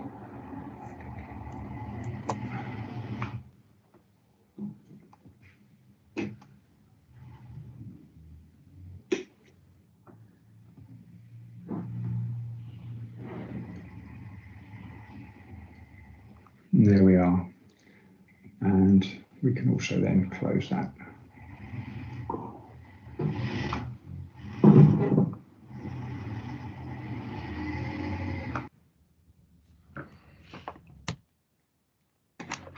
Thank you, Simon. Favour, could you bring up the slides again? So Simon, yeah, it's really great to see the demo. Ideally, if we were doing this face-to-face, people would be able to touch and feel and control the device. Absolutely, yeah. I've got a few slides that bring some thoughts together from the demo. If I can work through those. Sure. Yeah. So I won't read through this list. Just to pick up that the device is very has some very clever design built into it. So it's a low power device, so it doesn't drain wheelchair batteries. It has a payload of about 1.6 kilograms with a reach of just over 1 meter. There are no pinch points on the design, so it's very safe in that respect. And it has a very compact footprint. Okay, next slide. So this shows the typical users of the Jayco. So spinal cord injury, C3, C4, and some C5, depending on the particular nature of their injury, through to SMA, Duchenne muscular dystrophy, cerebral palsy, motor neuron disease, and of course this list is not exhaustive. Essentially, it's anybody with severely compromised upper limb mobility and dexterity. Okay, so next slide. And here we've got a table which just shows some of the benefits of the Jayco.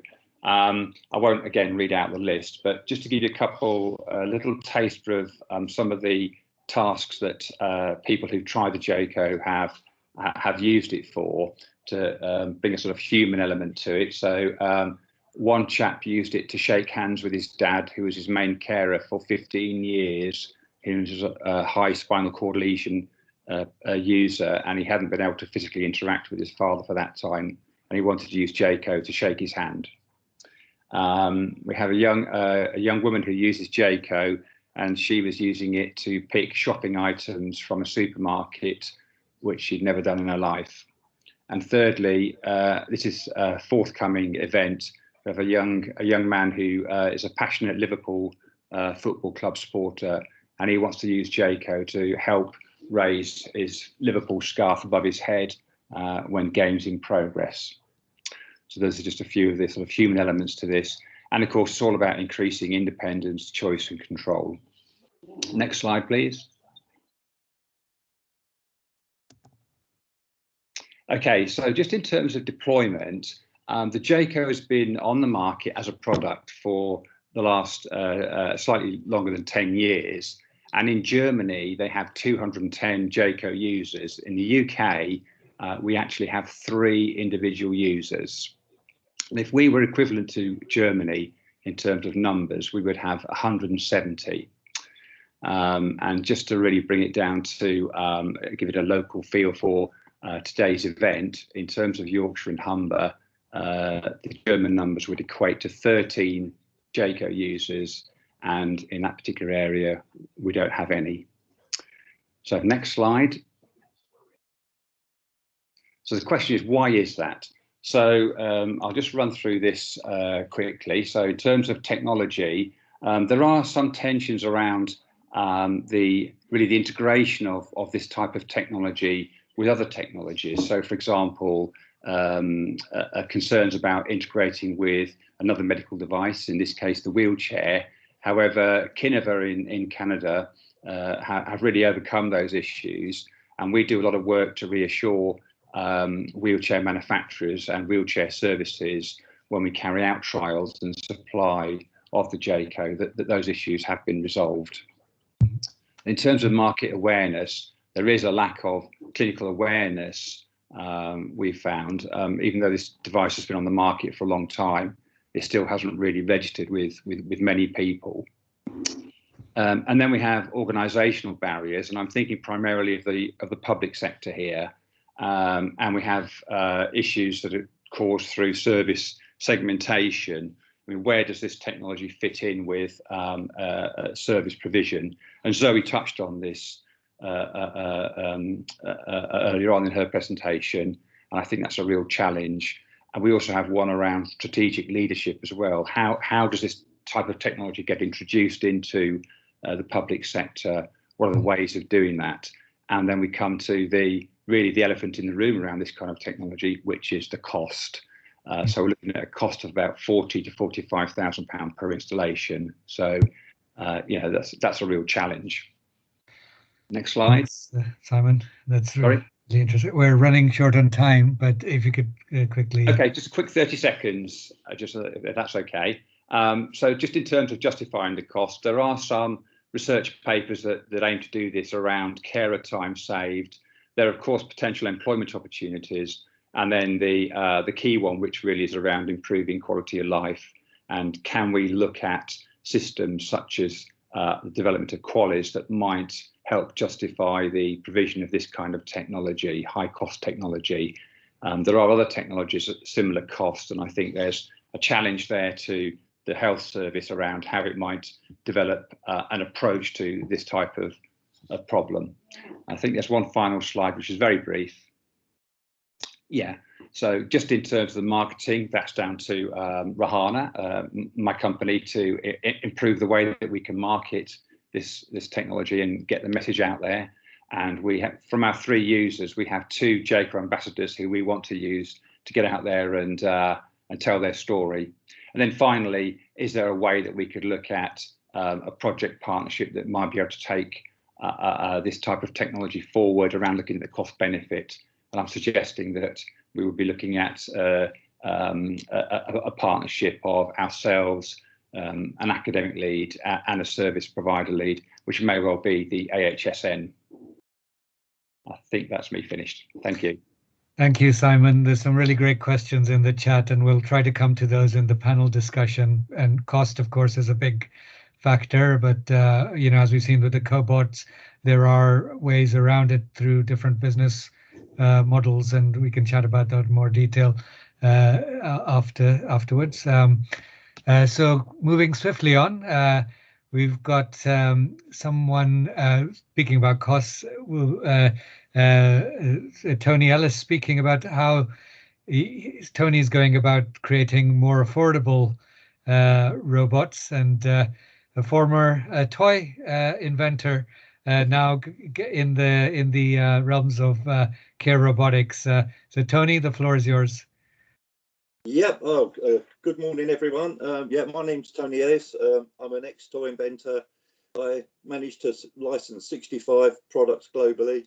And then about 4 years ago, I decided to dedicate everything I do to assistive care technology and assistive care robotics. And you can see some of my robots, obviously in the picture there.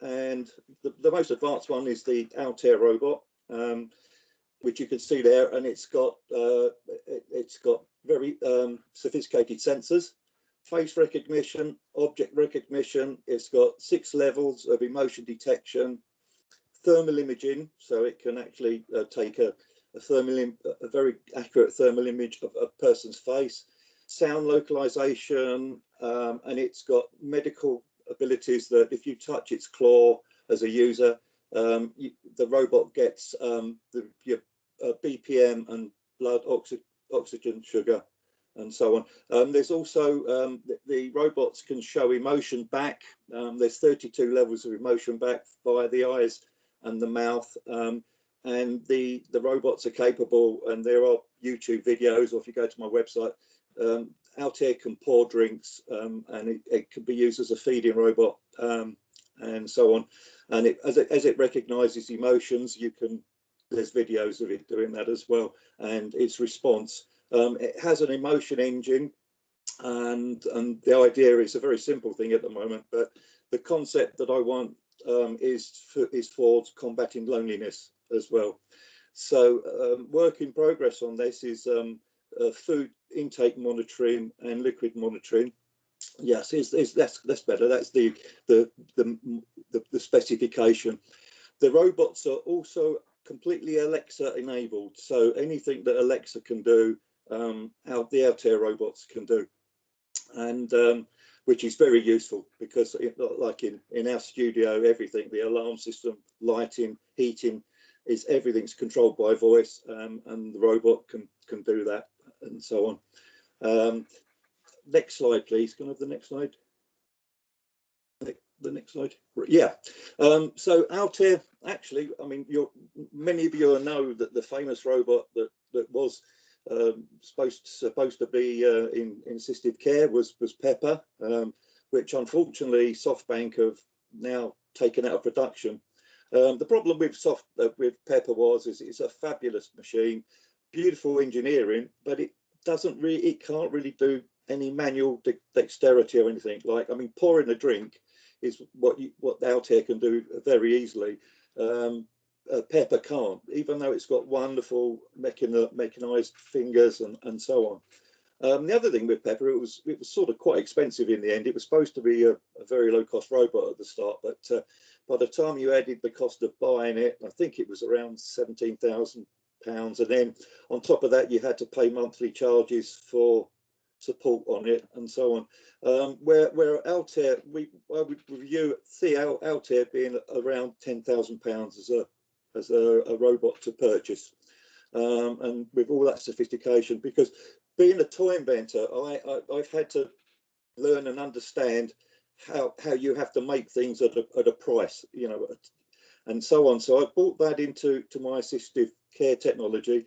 So everything I do is cost based, so that these things are affordable.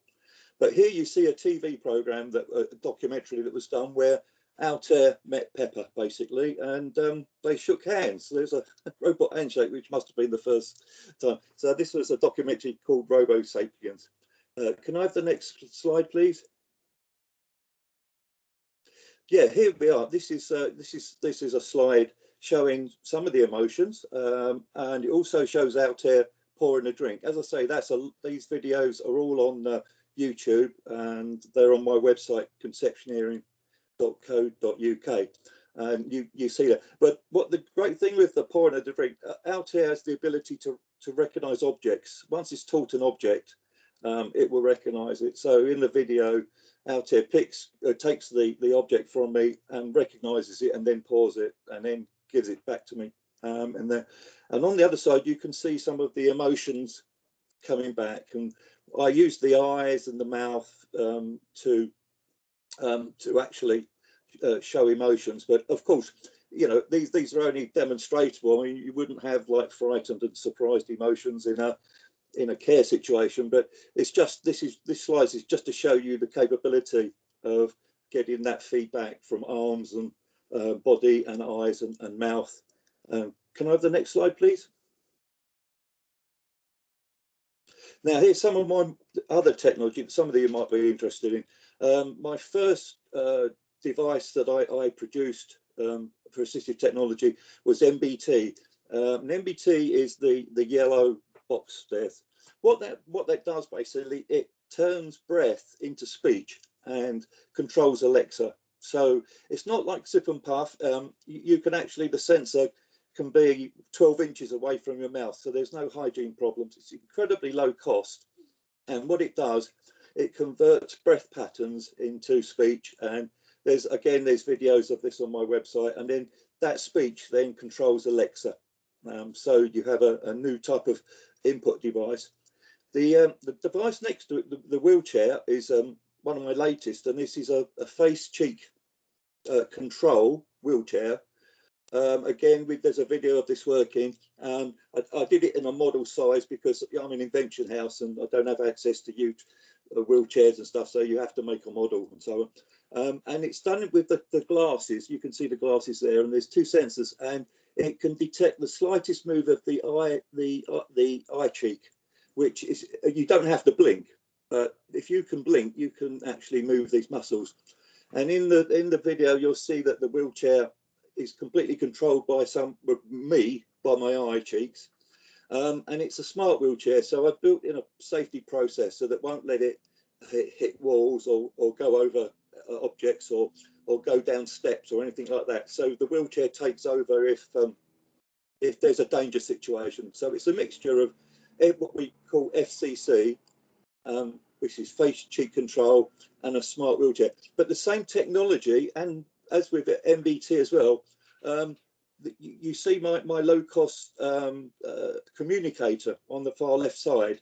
You can actually type and do messages and control many things with your eyes as well as breath. And that comes as part of that new communicator that you see there. And that communicator is extremely good, low cost. I'm looking at that being under £1,000, which is a fraction of the cost of communicators.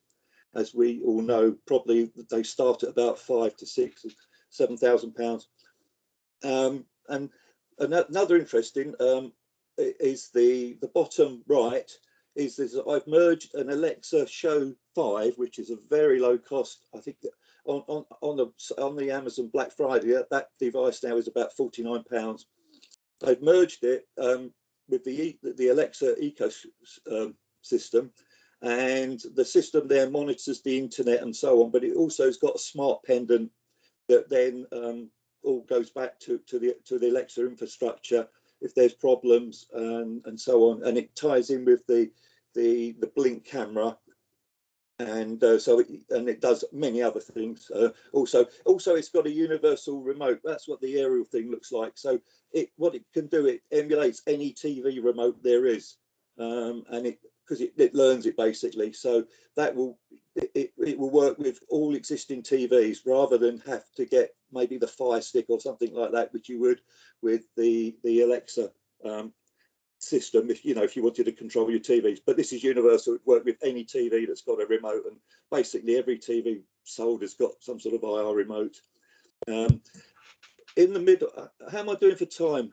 1 more minute, Tony. 1 more minute. Okay, I'm nearly there. Right next to that, you can see my other communicators, much smaller communicators, and they run with MBT as well. And you can actually see the MBT sensor makeup and so on. I'm also working on various other new items. I've got a switch. I'm developing a switch that people with very, very poor hand movements can control. With bad hand-to-eye movements, can control this intelligent touch globe, basically, and so on. So yeah, that's about it really. So I don't want to take more than 10 minutes.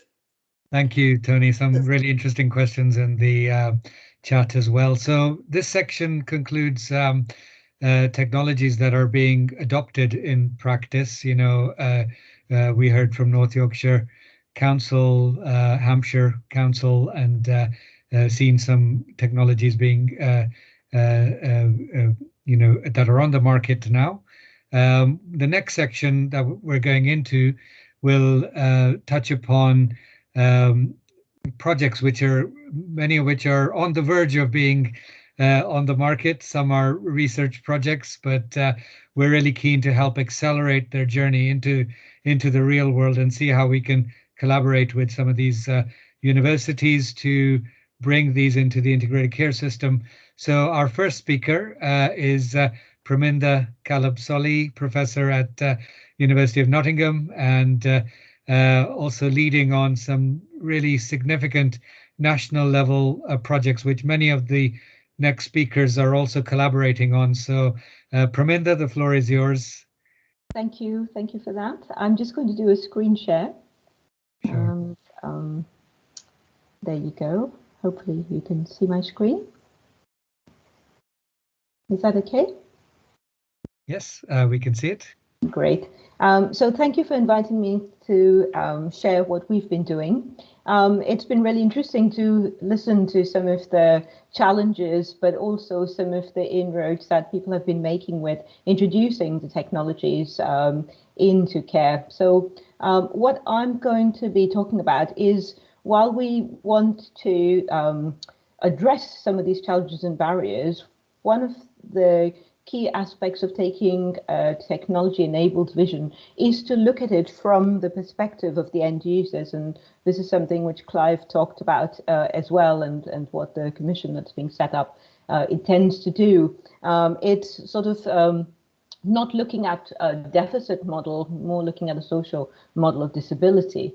And so thinking about how can this technology be used to maintain independence and dignity, thinking about the aesthetics of these developments, and considering them as desirable tools that can support people to realize their aspirations, they're part of their everyday lived experience.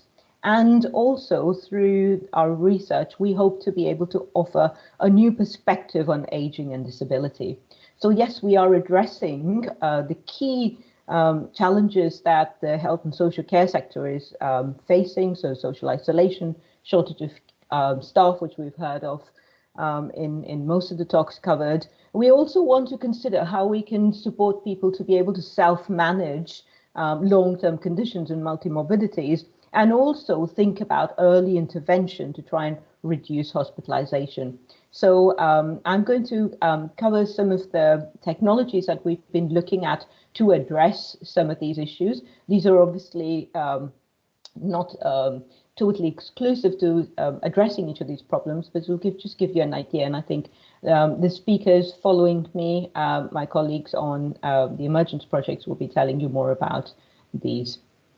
So what we have been finding in our research is that there are lots of technologies that have been used and trialed in particularly in research settings, and there is a difficulty in clarifying and understanding their usage in different scenarios, particularly when you think about the diffusion and differences between individual users as they age. So at the bottom of the screen there, you've got a part of the clinical frailty index, and people don't present with conditions in neatly compartmentalized boxes.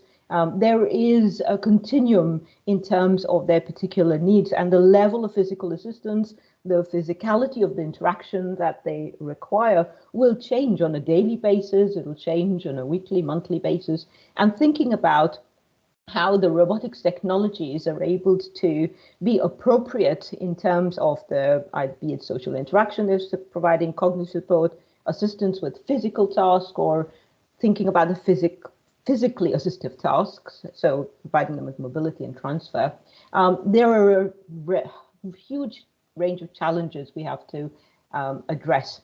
And also thinking about how does the technology itself be able to monitor whether it is still being functionally appropriate? Because if we've got a shortage of care staff to do these assessments, we need the technology to be smart enough to do it itself and say, I am no longer useful. So we are looking at significant areas of research which are about recognizing and responding to user diversity. And this is not just about the technology, but it's also the methods that we use for participatory inclusive design to actually be able to engage and work with end users of these technologies from the conceptual design phase to be then able to incorporate the gaps that we know exist in the current offerings. And then on an ongoing basis, as I said, being able to recognize and adapt to changing user needs. And I think you'll hear from Mauro later on talking about intelligent sensing for context awareness, etc., integrating these robotics technologies with other ambient and sensors, environmental and physiological sensors. And then, of course, these are technologies which are interactive. So we're looking at how can the user, who might have a whole range of cognitive, sensory, and physical impairments, be able to interact with these technologies effectively. And we've also already seen the mention of Cobots, so collaborative robotics in terms of thinking about interaction. So I'm just going to share with you one key project we just finished last year, which was with Extra Care Charitable Trust. So it was while I was working at the Bristol Robotics Lab. I've just moved over to the University of Nottingham on the 1st of September. We've been trialing a whole range of smart home technologies. We used a mixed method approach, and we had 4 key strands of the project where we put together innovation apartments across some of their residential villages to be able to do in situ testing. So because one of the problems with these technologies is how do you get people to understand how to best apply them? They need to have an ongoing understanding, and with challenges of time, availability of time, and scarcity of time for staff, having a place where they can pop in have a cup of tea while they explore and play with these technologies is really important. So we need to find more ways of providing exposure and experience of these technologies. We conducted a longitudinal study of some of these technologies with a resident in one of their villages. We've set up a smart markets concept, and I can tell you that as part of another talk at another point. But it was really about empowering people to be able to try before you buy, but also then becoming spokespeople for the technology later on. And that was an example which Simon presented for the Jayco model. I think it's a very powerful way to think about how to diffuse this technology and understand how it can be used effectively. And then we trialed some robots as well. And I'm just going to share with you some of the key questions that we had at the start, and they remain unanswered. We've been able to address some of them and think about them in more depth. These are the key questions that all people who are thinking about adopting these need to engage with. It's about cost effectiveness. We've heard that before. The skills needed to set up and maintain these technologies. These are complex systems and they require specialist skills. Thinking about who in the organization will be taking up these roles. These roles don't exist. People actually don't know what the skills that comprise these roles should have. And we've been exploring that as part of another project in future care workforce training needs. Thinking about the infrastructure that is in place, and this was again touched on with Emma in the initial talk as well, and thinking about the networking infrastructure, thinking about where the adapter and charging points are going to go in the new build, and thinking about that technology that adapts to the built environment that's being used in. The usability, of course. And then question number 6 is actually very important, is what is the problem they're solving? And question 8 related to that, which one forgets quite often in these trials, is what are the unforeseen impacts of introducing these technologies? And these can be, somebody mentioned ethics earlier, but when the Jayco Arm was introduced, will they result in other problems around social interaction and mobility and how people are perceived in society using these technologies? And then there are some things about, very practical issues about where the data from all of these devices is kept, who is responsible for it, how long is it maintained, how is it going to be used by maybe the CQC to assess care provision. We had telepresence robots, which were part of our KTP, and we had them there for quite a while. And then COVID hit, and we found suddenly people started to get more interested in seeing how they could be used.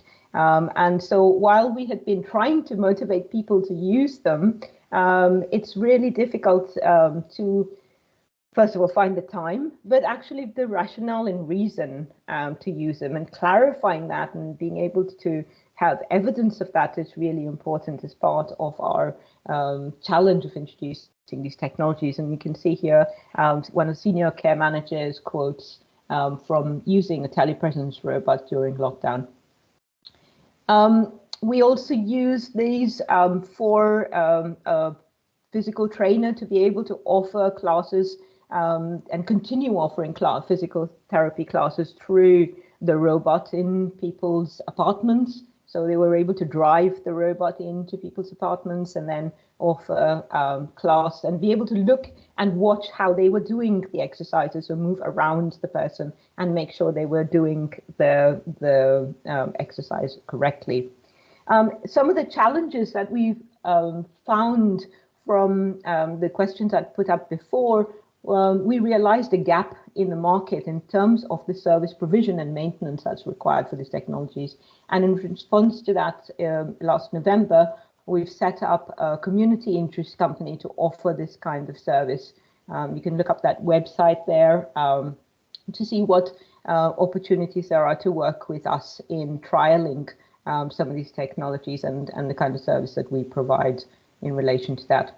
So I'm just going to go on. How much time do I have?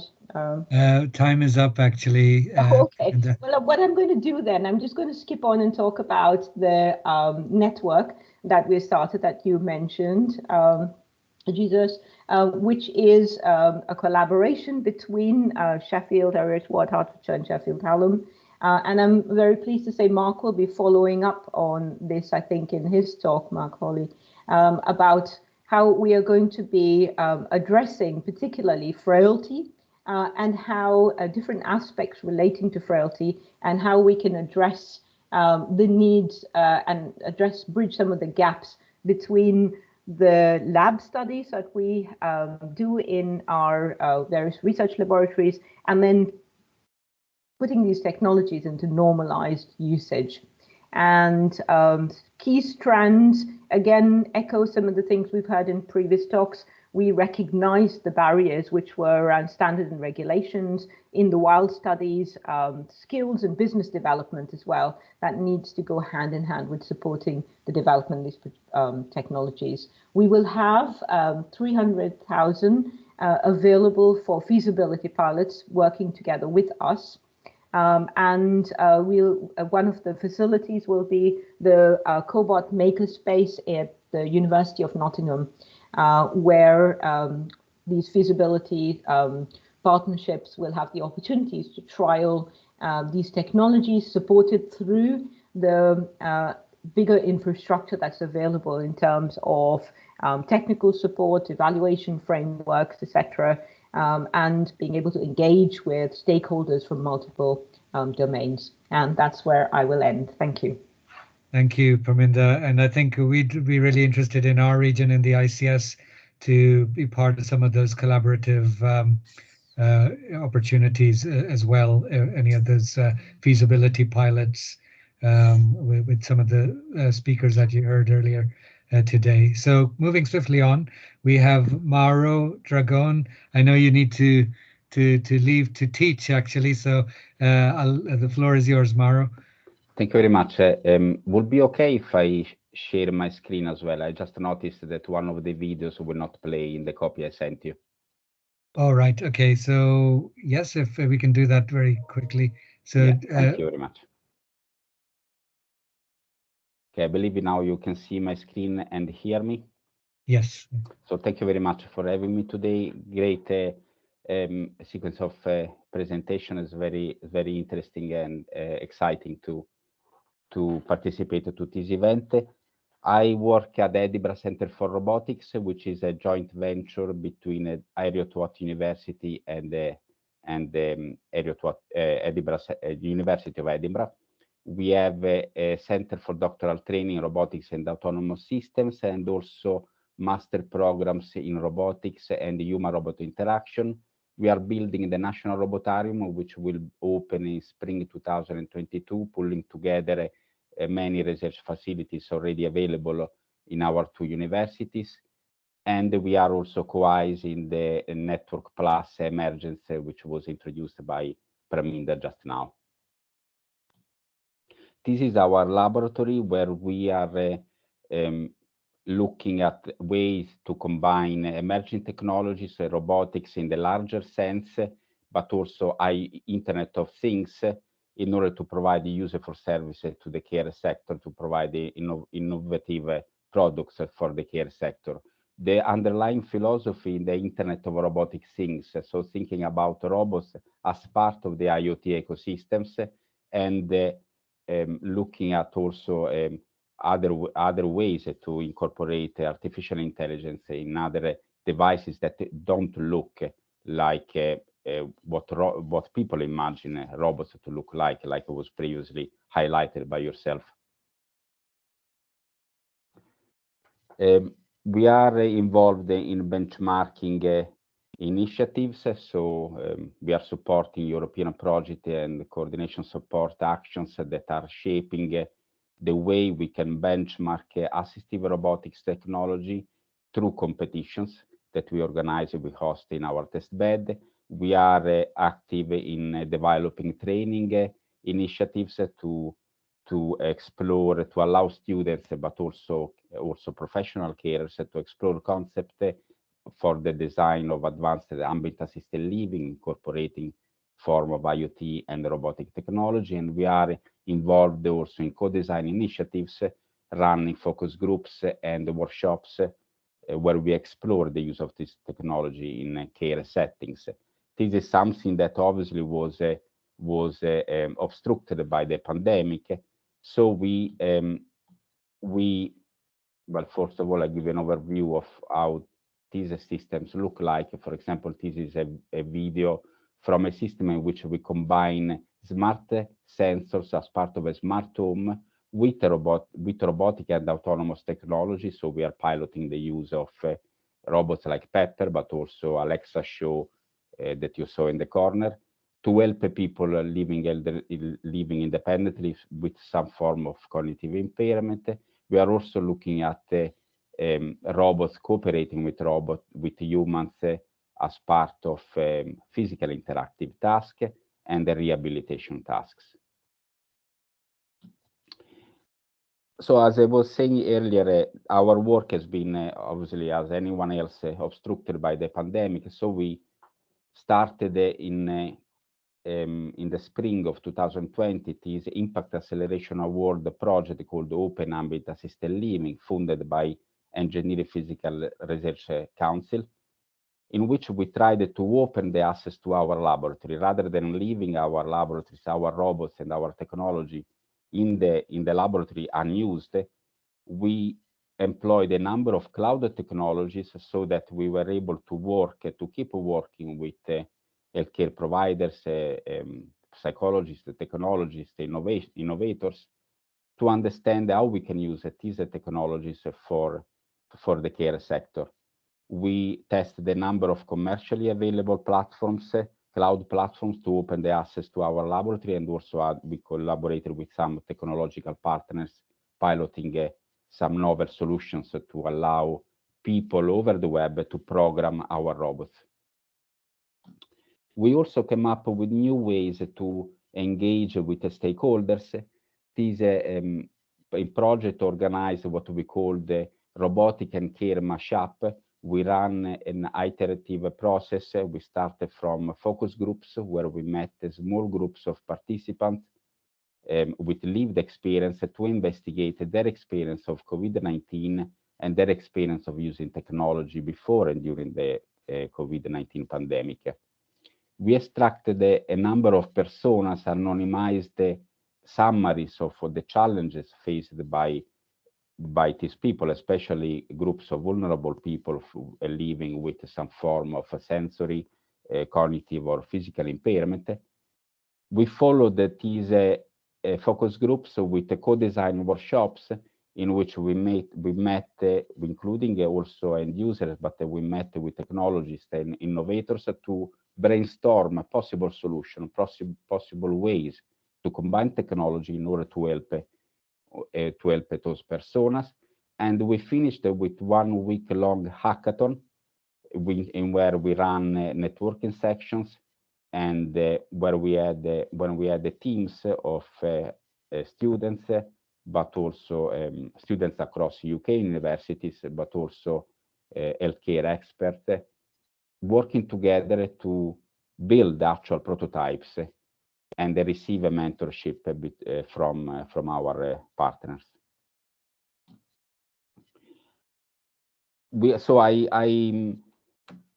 I confirm what was already noted, that we observed healthcare organizations, care providers really keen to engage with us to understand whether robotic technology can be useful for them. So we were actually surprised by the level of engagement we got from people and organizations that were really under enormous stress at the time. Over that month, we had an online forum where we hosted around 140 participants. That you can see the split between SMEs and technology companies, academic and healthcare organization. We used the post to share ideas and to network. We received input from healthcare and support organizations, or input in terms of ethics guidelines, accessibility guidelines, telling us how we needed to organize our online events to make them accessible for people, for example, with sight loss or other type of disabilities, but also accessibility guidelines to make our technology and the prototypes accessible. And then we had a series of talks from international scientists. I don't have the time to share with you these results. I assume these slides will be shared, so you will be able to see the three groups, the three teams that won first, second, and third prize in this hackathon. I just wanted to highlight that the third prize was given to my master student, which developed the system actually remotely. The student was in Norway and they developed a concept using a humanoid robot Pepper as a nurse to be used in a nursing home environment, for example, enabling carers and family members to interact with their cared ones, but also to collect biovitals data and to monitor their activities of daily living. Finally, I'd like to... We're running out of time. Oh, sorry, less than a minute to finish. I'd like just to show you what we are doing right now to bring a robotic and artificial intelligence innovation in the care settings. This is a nice output from these initiatives to have inspired these students involved here. These students have actually built their own company, and they are developing their own robot. This is a new way to bring robotics in the care settings because it's a modular robot. They observed that available robots are completed products. It was observed already in this webinar that this technology needs to be personalized and needs to be adapted to the specific need of the specific person that they will use it. And you cannot do that with the finished products like the humanoid robot Pepper. We can personalize the behavior and the human interaction aspect, but it's a complete product. So what these students are doing is combining a modular design with additive manufacturing process.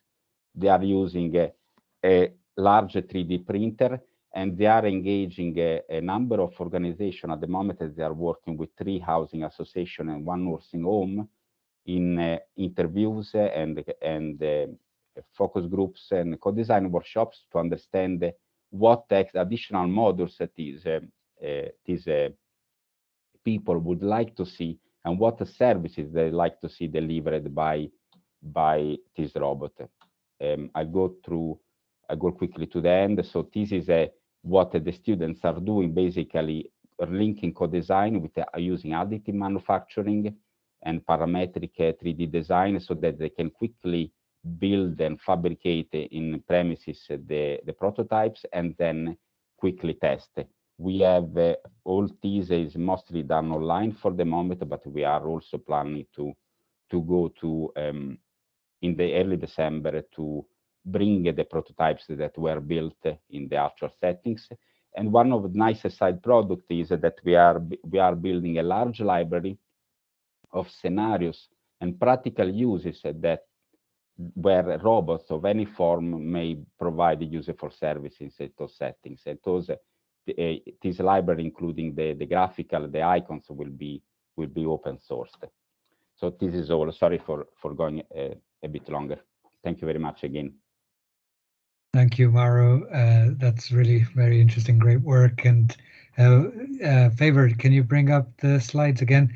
Our next speaker is from Sheffield, from the South Yorkshire region, Professor Mark Hawley, talking about some of the research that the Centre for Assistive Technology and Connected Healthcare at the University of Sheffield are doing, and linked up to a lot of the work that you've heard already. Mark, the floor is yours.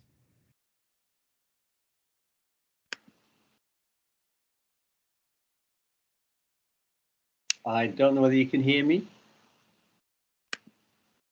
We can. But now we can't. You come back on mute, Mark.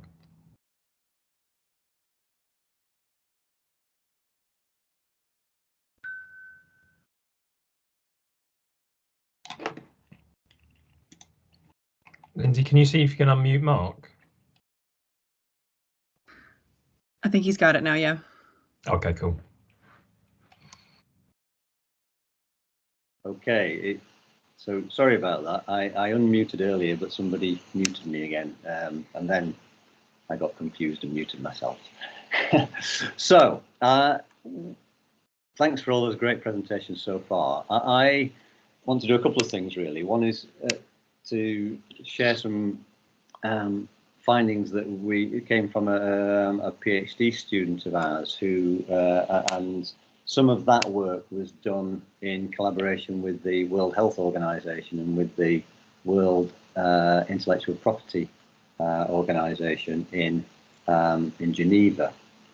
So we had two basic questions here. What are the care and support needs of older people? And which emerging technologies have the most potential to meet these needs? So this is a fairly broad brush, as you can imagine, piece of research which was looking into these areas.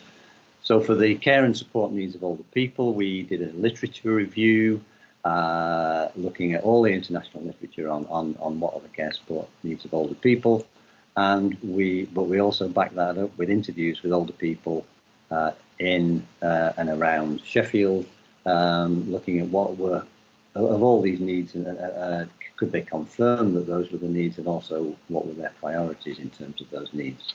We then went on to do a grey literature review, because a lot of this sort of futurology stuff about emerging technologies is in the grey literature rather than the research literature. And then we followed that up with a consensus of international experts using a Delphi procedure.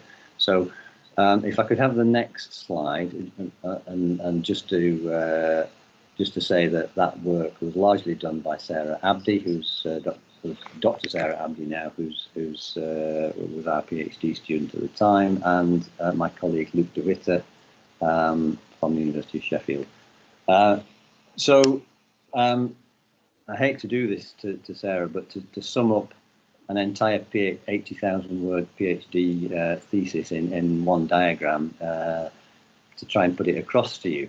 So what we found, and this will not be a surprise to anybody, I'm sure, is that the care and support domains that were identified were in terms of mobility, which was a big priority for a lot of people, self-care and domestic life, social life and relationships, psychological support, and access to healthcare. And then the emerging technologies, which were in the grey literature as having potential applications to these areas, were around self-driving vehicles, exoskeletons, assistive robots, AI-enabled apps, AI-enabled wearables, drug delivery technologies, portable diagnostics, voice activated devices, virtual reality, and Internet of Things enabled homes, or intelligent homes, if you like. So, and what we did was we asked the experts, these were people who had worked in technology for social care, but also largely academics, actually, in this case, who responded. And what this diagram indicates is that those areas which are shown in green, they strongly felt that those emerging technologies had something to offer in terms of the care and support domains. If it's yellow, they felt that there was an application, but didn't feel as strongly about it. And then if it's orange, they weren't sure. So then the grey ones, they felt that there wasn't an application to be had in those domains.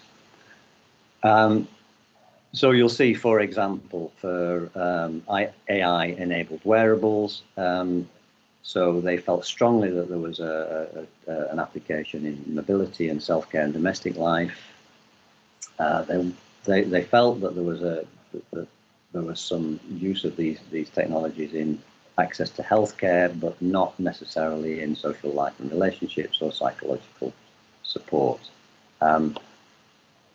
All of this work, although that's a very, very short summary of it, is available in various publications, which I can share with everybody through Favour and NHS at some point if people are interested. So another part of that work was looking at the patent activity in assistive emerging technologies. So it's very difficult to get a handle on what innovation is going on around the world in these areas. And so we worked with the World Intellectual Property Organization and as part of a report for the World Health Organization, looking at what the innovation activity, or what the patent activity was in some of these areas. So we found that the number of patents in emerging technology was around 3.7 million between 2013 and 2017, which is the latest data which we could actually get our hands on. But the number of patents mentioning assistive applications was only about 11,000. There's 0.3% of those patents. So a tiny proportion, really, but still quite a good number of patents. But the growth in these areas was incredible. So anything between 25% and over 100% annual growth. But most of the patents were filed in the US, well, in the Pacific Rim countries, effectively, US, China, Japan, South Korea. So what does this tell us? Well, our sort of take-home messages from this was that there is enormous potential for these emerging technologies to have applications in care and support of older people, that the potential isn't currently being realized, but that there's enormous growth in the possibilities. Our other unfortunate conclusion was that the UK wasn't really in the Premier League in terms of innovation in these areas. So a lot of that work was being done in Southeast Asia. So what are we doing locally, if you like, to drive innovation and get these technologies to people? In the University of Sheffield, we have the Centre for Assistive Technology and Connected Healthcare, which is a part of the School of Health and Related Research. So it's embedded within the health research part of this, not within the engineering section of the university, but we do have a lot of membership from that cohort. Have around 70 academics who contribute from across all 5 faculties. And we're trying to develop and test and deploy technologies that help people live well and age well. And as part of that, we're always co-developing our research with health and social care providers, charities, technology companies, and particularly with service users. Other things that are available, if you can go to the next slide, at the University of Sheffield, we have Sheffield Robotics, which I'm hoping that Alessandro will say more about, because I don't think I've got time to do so, but we collaborate with Sheffield Robotics between University of Sheffield and Sheffield Hallam University on assistive robotics. And then the next slide, if we also have the Advanced Manufacturing Research Centre in Sheffield, which is a huge research centre, and part of that is the advanced, the Medical Advanced Manufacturing Research Centre, which looks at healthcare technologies and the production of those. So if we can go on to the next slide. So in CATCH, Centre for Assistive Technology and Connected Healthcare, we look at daily living and mobility, and that includes robotics. We look at human communication, and under the theme of connected healthcare, we look at self-management and well-being, and healthcare and rehabilitation delivery. And next slide. And just to we have a home lab there, which is open to people outside the university to use, which is a laboratory space which mimics a home environment in which we can test out and develop with our user groups some of these technologies. So on to the next slide, please. And just to emphasize that everything we do is around co-production. So we work very closely with NHS and social care, and with care providers We are closely associated with the Barnsley Assistive Technology team, as Zoe said.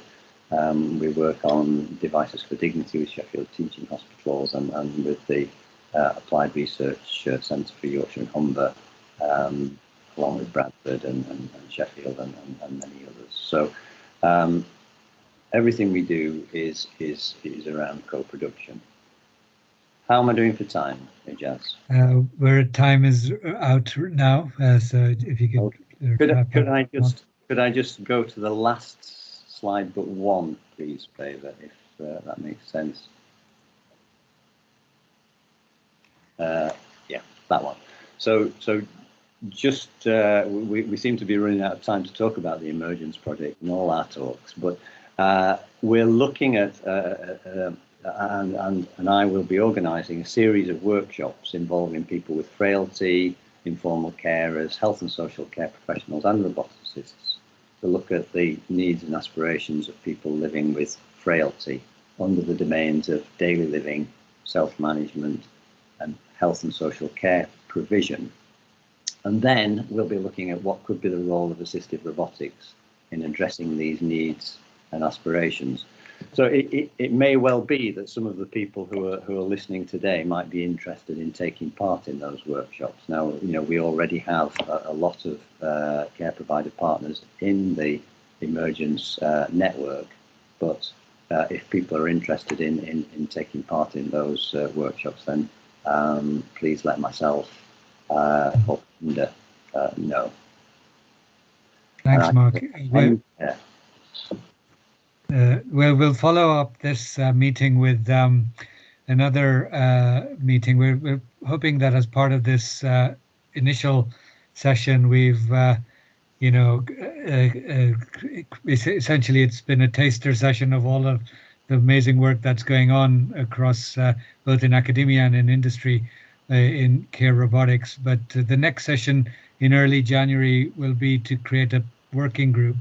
And I think we'll try to keep the focus on that for a key part of it on Emergence specifically.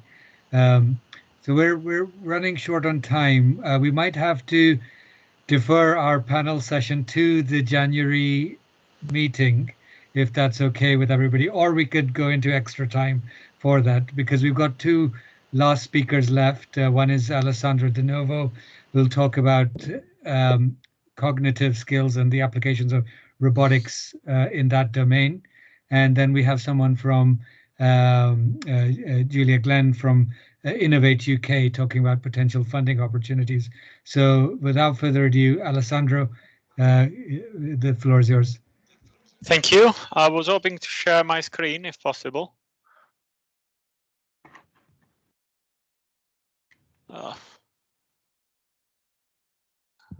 Just hello, can you hear me?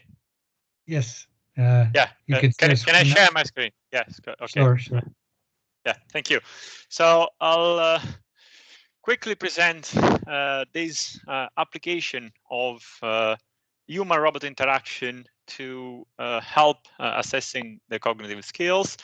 I'm sorry, we'll probably talk the next time about Sheffield Robotics, which is the initiative that we have here in Sheffield, which we work together, especially towards the use of robotics in the healthcare sector.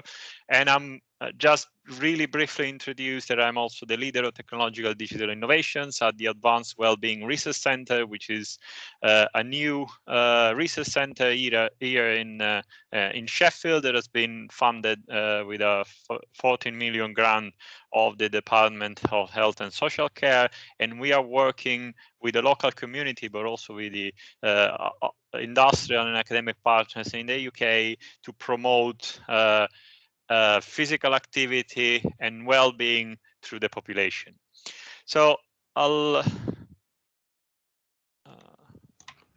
some problem with the presentation, I'm afraid. Okay.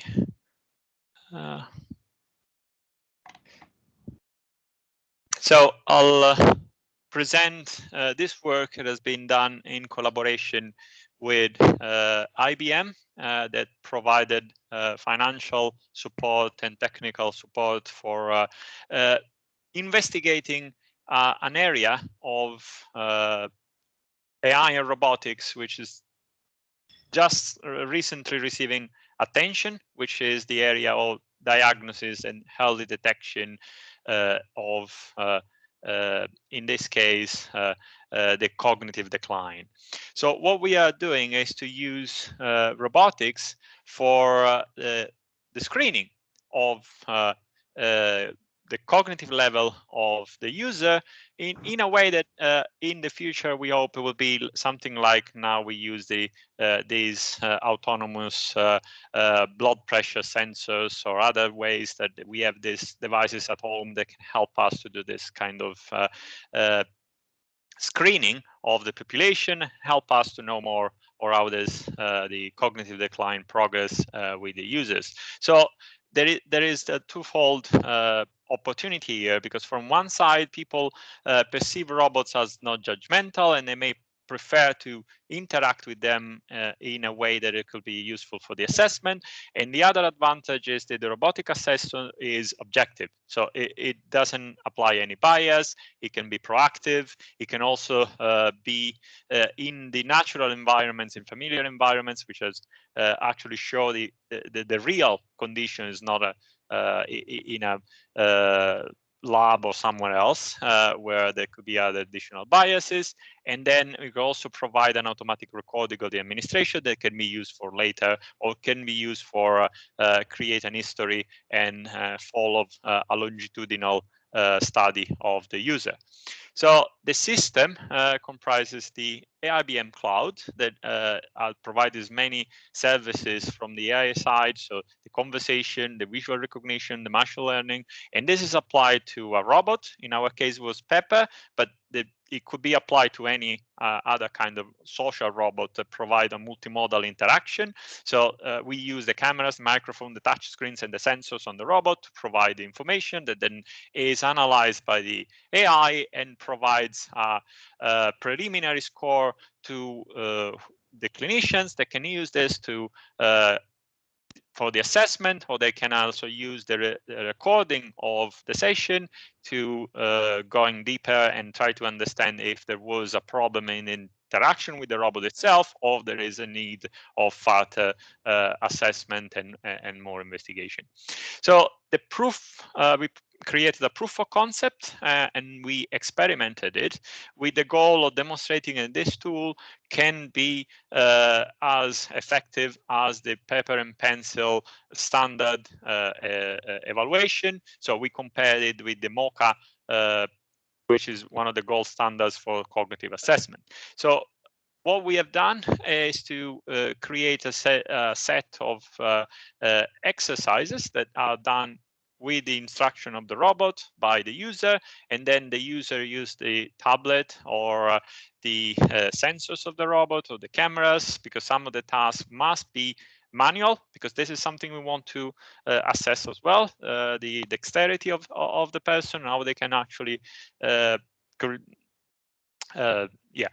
create and draw, and then this is passed to the robot through the cameras that cannot be done on the tablet, because this will have done at different with intrusive bias, because not all the users are capable of, especially the elderly, to draw on a tablet.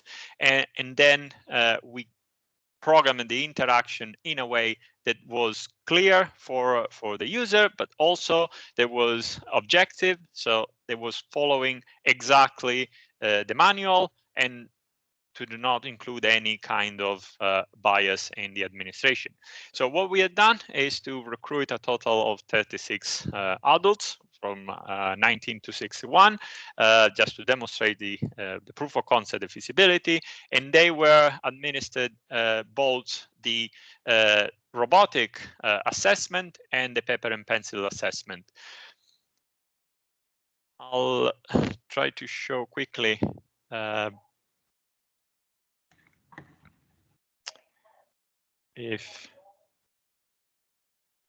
so the robot is actually explaining what is happening and provides the initial information, but then it stopped there, as is actually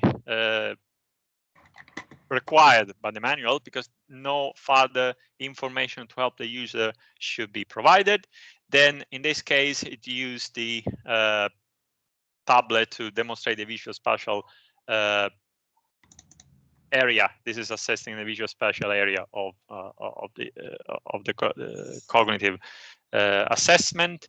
Then, as you can see, you can draw on a piece of paper, and then this piece of paper is presented to the robot, and this will be recorded, and the recording will be transferred electronically, and this will constitute a record for that specific user. So also we programmed the human-robot interaction to make sure that the picture has been taken properly by the robots. And in the interest of time, I will go forward, and I will show another test that involves the sensors of the robot. So in the usual paper and pencil, the user has to knock on the table just to make some noise when it hears a stimulus, which is, in this case, is a letter A. So the robot will say a series of letters, and then we use the robot sensors to make sure that the user input has been detected by the robot, because otherwise it will be always the problem of noise and other things. So the robot in this case can help to make the assessment more objective and avoid some of the problems that may arise in the case of the standard administration. So what we have found by comparing the paper and pencil administration with our version of the robotic assessment was that there is no statistically significant difference. There is still some difference in the actual final score, but this was due to some peculiar issues with the speech recognition and the object recognition that, of course, we compared also with the actual test, and we made a regression that can be used then to obtain the actual score. And we also tested different modalities in terms of the AI, and what we have found out is the general approach. We just implement with what the Pepper robot or the IBM Cloud offers. This will not work. This will produce a significant different result. So we collected additional data from other users, and we trained the system in such a way it was actually compensating from some problem in the speech recognition, for instance, because most of the system are not really, from experience, the speech recognition is not the best at the moment. But with the specific training, with this specific kind of tests, we may be able to drastically improve it and get a result which is no different than, statistically different than the human result. So the paper and pencil result. So also in terms of the cognitive domains, we also evaluated all of them, and we also detected where there were some differences in the robot and the paper and pencil. So this is information that we have used for the next version of the system, and the system will be actually improved to avoid some of these problems, which are sometimes related to the fact that the user was not given any particular instruction before interacting with the robot. So this was part of the feasibility that we done of the proof of concept. So there were no other instruction, only those provided by the robot. So sometimes they were not directly able to use the technology, for instance, but this is part of what we envision is the actual application. So we will have a robot, for instance, in the waiting area of an hospital or a clinic, and then the patient can interact with the robot, or it could be a home in a community, and then there is no professional to provide the information. So the system must be able to work without prior knowledge from the user. And this is also the feedback on the usability that we got from the users that were quite. Alessandro, your time is up. That's the last slide. Thanks. So sorry about that. So we got a positive score of the usability of the system, as said, without any previous knowledge or instruction. So thank you for listening. I will be happy to answer to questions if you want to send me an email or in hopefully the next event, as we are part of the Emergence network as well. So we will definitely welcome participants in our activities. Thank you very much, and see you soon. Thank you, Alessandro. That's really, really interesting and different dimension to what other speakers were talking today, more about diagnostics, the use of robotics and diagnostics. So last but not least, we're getting to the end of our session. We've gone a bit over time, but I feel a lot of people are really, who are still here, are very interested, and we'll be sharing this recording after with everybody who registered later. And as I mentioned, with regards to the panel session, we're going to have another session in January where we'll be able to have a more in-depth discussion around some of the questions and issues raised today. So last but not least, without further ado, we have Julia Glenn, Design Innovation Lead from UK Research and Innovation, talking about the Healthy Aging Challenge and some opportunities through UKRI to help support, helping us to accelerate getting these innovations that we've heard of today into the real world as quickly as possible. Thanks, Julia. The floor is yours. Okay, well, thank you for inviting me, and I'll be as brief as possible because I realise that everyone's been kind of sitting for a long time. So this pack is available and includes my email address. So feel free to contact me if you have any questions. So if I can have the next slide, please. So basically just a bit about our challenge. Our challenge is about investing in solutions that put life into years rather than years into life. And it's been really encouraging to hear how much kind of co-creation and people-centered design and methodologies are kind of going on out there when we're looking at AI and assistive technology. So if I can have the next slide, please. So in terms of our investment pipeline, we invest across the full spectrum in terms of business growth and ideas stage. So we invest in research, academic embedded projects, which help entrepreneurial researchers develop spin-outs. And then we also invest in large scale up. So the competition that and the fund that I'm looking after, Designed for Aging, is about supporting innovations, and it focuses on user-centered design. We're looking to make big grant awards to bring about scalability and social change. So we try and invest all the way through in terms of business growth, and Designed for Aging is specifically focused on trying to solve this problem of where we use AI and assistive tech increasingly to solve some of the aging challenges, that in doing so we don't forget the person and the emotions and the aspirations that are central. So if I can have the next slide, please. So in terms of, actually I won't go through this because I want to try and be brief. So if I can have the next slide. On that slide there is a link to all of the current opportunities and the opportunity to register for our newsletter so you can hear about upcoming funding opportunities. So we also partner with commercial investors in the marketplace so that we can invest side by side and increase our impact. And those are the investors who we work with. And obviously we work on growing that list. And if I can have the next slide, please. So with the investor partnerships, we literally split the investment with our investor partners covering 50% each. And then if I can have the next slide, please.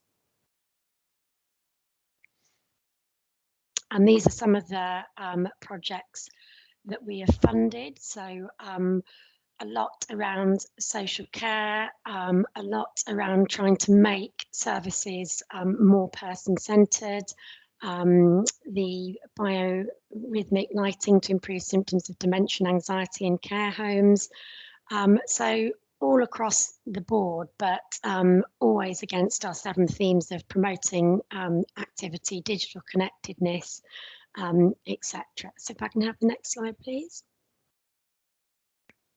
And we've just launched, which may be of interest, a new pilot where we're looking to invest with charities. So normally we work only with businesses. Now we're looking to work with charities as well, because we recognise that charities often solve some of the problems that businesses haven't to date solved by having such a vast reach into the community. So next slide, please. So that's our social ventures competition, which is now closed. So I'll go on to the next slide, please. And this is the Designed for Aging competition. And this has been very interesting in terms of innovation landscape with tech and robotics.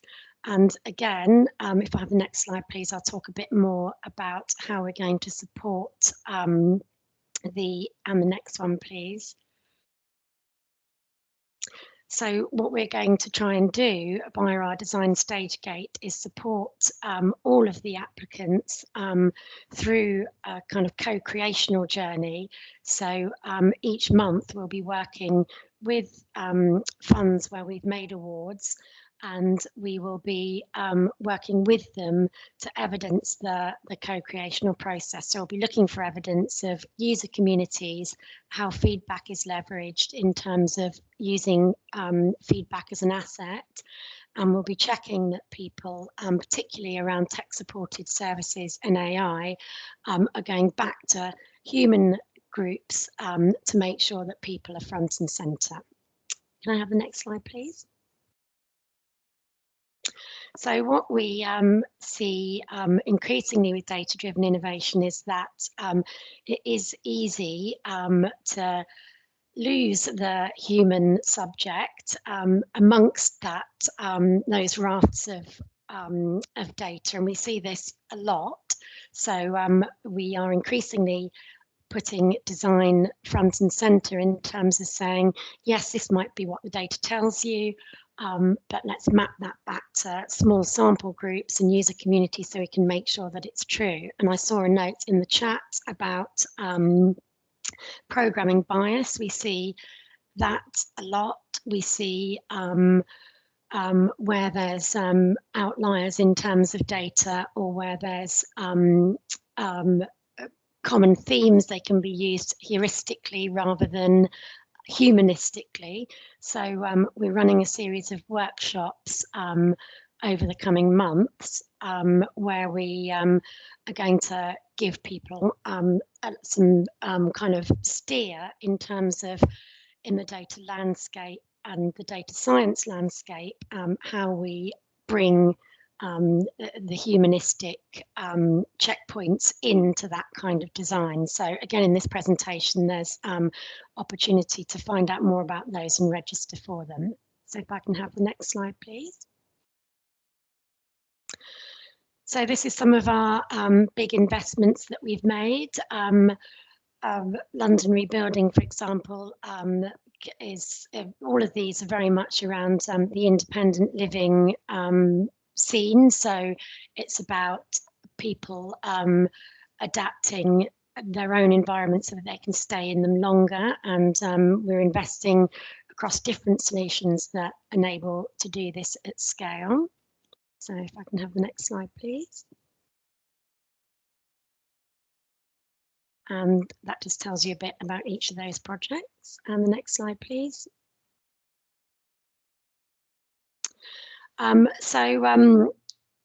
We also run our social behavioural and deep design research programme with grants up to 2 million, and there's information about those on our website. And the next one, please. And this is the resource that I was mentioning in terms of the data science and people-centric and human-centric kind of conversion process. This is our community of practice, and it's full of resources to help people understand human-centered design, people-centered design. And as I said, we're running some workshops on data-driven innovation and humanism. So you can register for that via that slide. And if I can have the next slide. And so future opportunities in terms of what's upcoming next year, we've got another catalyst wave. So that's for earlier research in terms of academic embedded and spin out research. And we've also got another SBRI, which is slightly later in terms of academic, but slightly closer to market. And then we've got a scaling into aging, which is for maturer companies that are better able to scale. So we've got a host of new opportunities coming up next year, and details on how to register to receive regular updates are again in this presentation. So if I can have the next slide. I think that is me finished. So basically in this pack, you can register for our newsletter to know about upcoming funds, and you can register for our resources where there's all sorts of different workshops available to help people in terms of human-centeredness and design, and a different set of resources in the healthy aging sector. So thank you. I've been as brief as I could be. Thank you. Thank you so much, Julia, for keeping on time. Sorry that I didn't manage to keep everybody on time, but everybody was so, all of your talks were so interesting, and everybody was so engaged that I didn't really want to push anybody to shorten their information. And I'm sure each one of you would have easily have gone on for half an hour or so, and you could easily have turned this into a mini conference, in fact. But what we're looking at doing now is we're thinking it might be better to do the panel session at our next follow-up meeting. So we're looking at doing a follow-up meeting in January, on the 27th of January, and that'll be the first step towards what we're looking at creating for our region, a working group around assistive robotics and intelligent care technologies, and that'll bring together some of our ICS leadership. Some of the people who were on the chat today from various parts of the Integrated Care System Partnership, commissioners, service managers from local authorities, as well as from the NHS. And then all of the speakers who are here today, you're really welcome to join us if you can on the 27th of January. We'll try to do a panel session then, and it'll be the first step in creating a working group for our region. And the aim is we can decide at that session in January how frequently we would like to meet, whether it's quarterly or half yearly. Although we're targeting our own region, Yorkshire and Humber, we aren't closing it to people from outside of Yorkshire and Humber as well. So you're very welcome. If you're from outside of Yorkshire and Humber, you're welcome to be part of that group as well. But predominantly it's targeted at Yorkshire and Humber, and more specifically South Yorkshire and Bassetlaw Integrated Care System. And maybe in the future you might want to create regional groups in your own respective region, learning from our experience in South Yorkshire and Bassetlaw. So what we'll do next is we'll send the recording of this session today to everybody who registered, and the slides, and we'll send you this. We sent around the link to the survey to give your indication if you're available for the 27th of January follow-on session. That'll be much more of a discussion session and far fewer presentations. The aim today was to really give you a taster on the vast spectrum of really interesting work that's happening. And I would say even what's been presented today is not fully exhaustive. There's a lot more that we could have brought today, but I think we brought the most key elements together today. So thank you all for joining us today. And sorry we went 20-ish minutes over time, but we hope that you found it all interesting, and we'll be in touch very soon after this.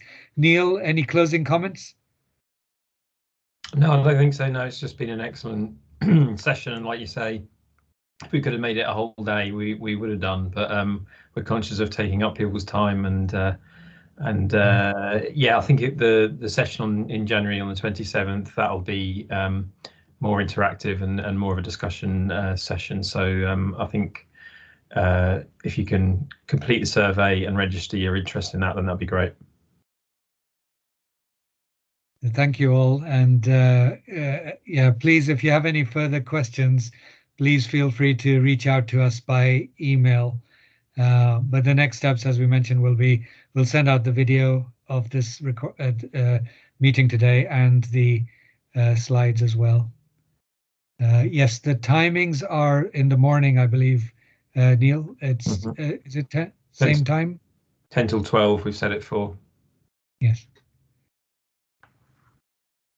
Okay, well, thank you. Have a nice rest of your day, everybody. And thank you all for who've stayed on till the bitter end. And big thanks to all of our speakers, Tony, Simon, Zoe, Mark, Alan from Hampshire, Clive, Julia, Alessandro, Mauro. And if I've missed anybody's name, apologies. We really appreciate your participation today, and all of the chat questions as well. We're going to collate all of the questions that were presented in the chat, and that'll form our agenda for the meeting in January and the panel session then. So thank you all, and have a good rest of your day. Thank you. Bye.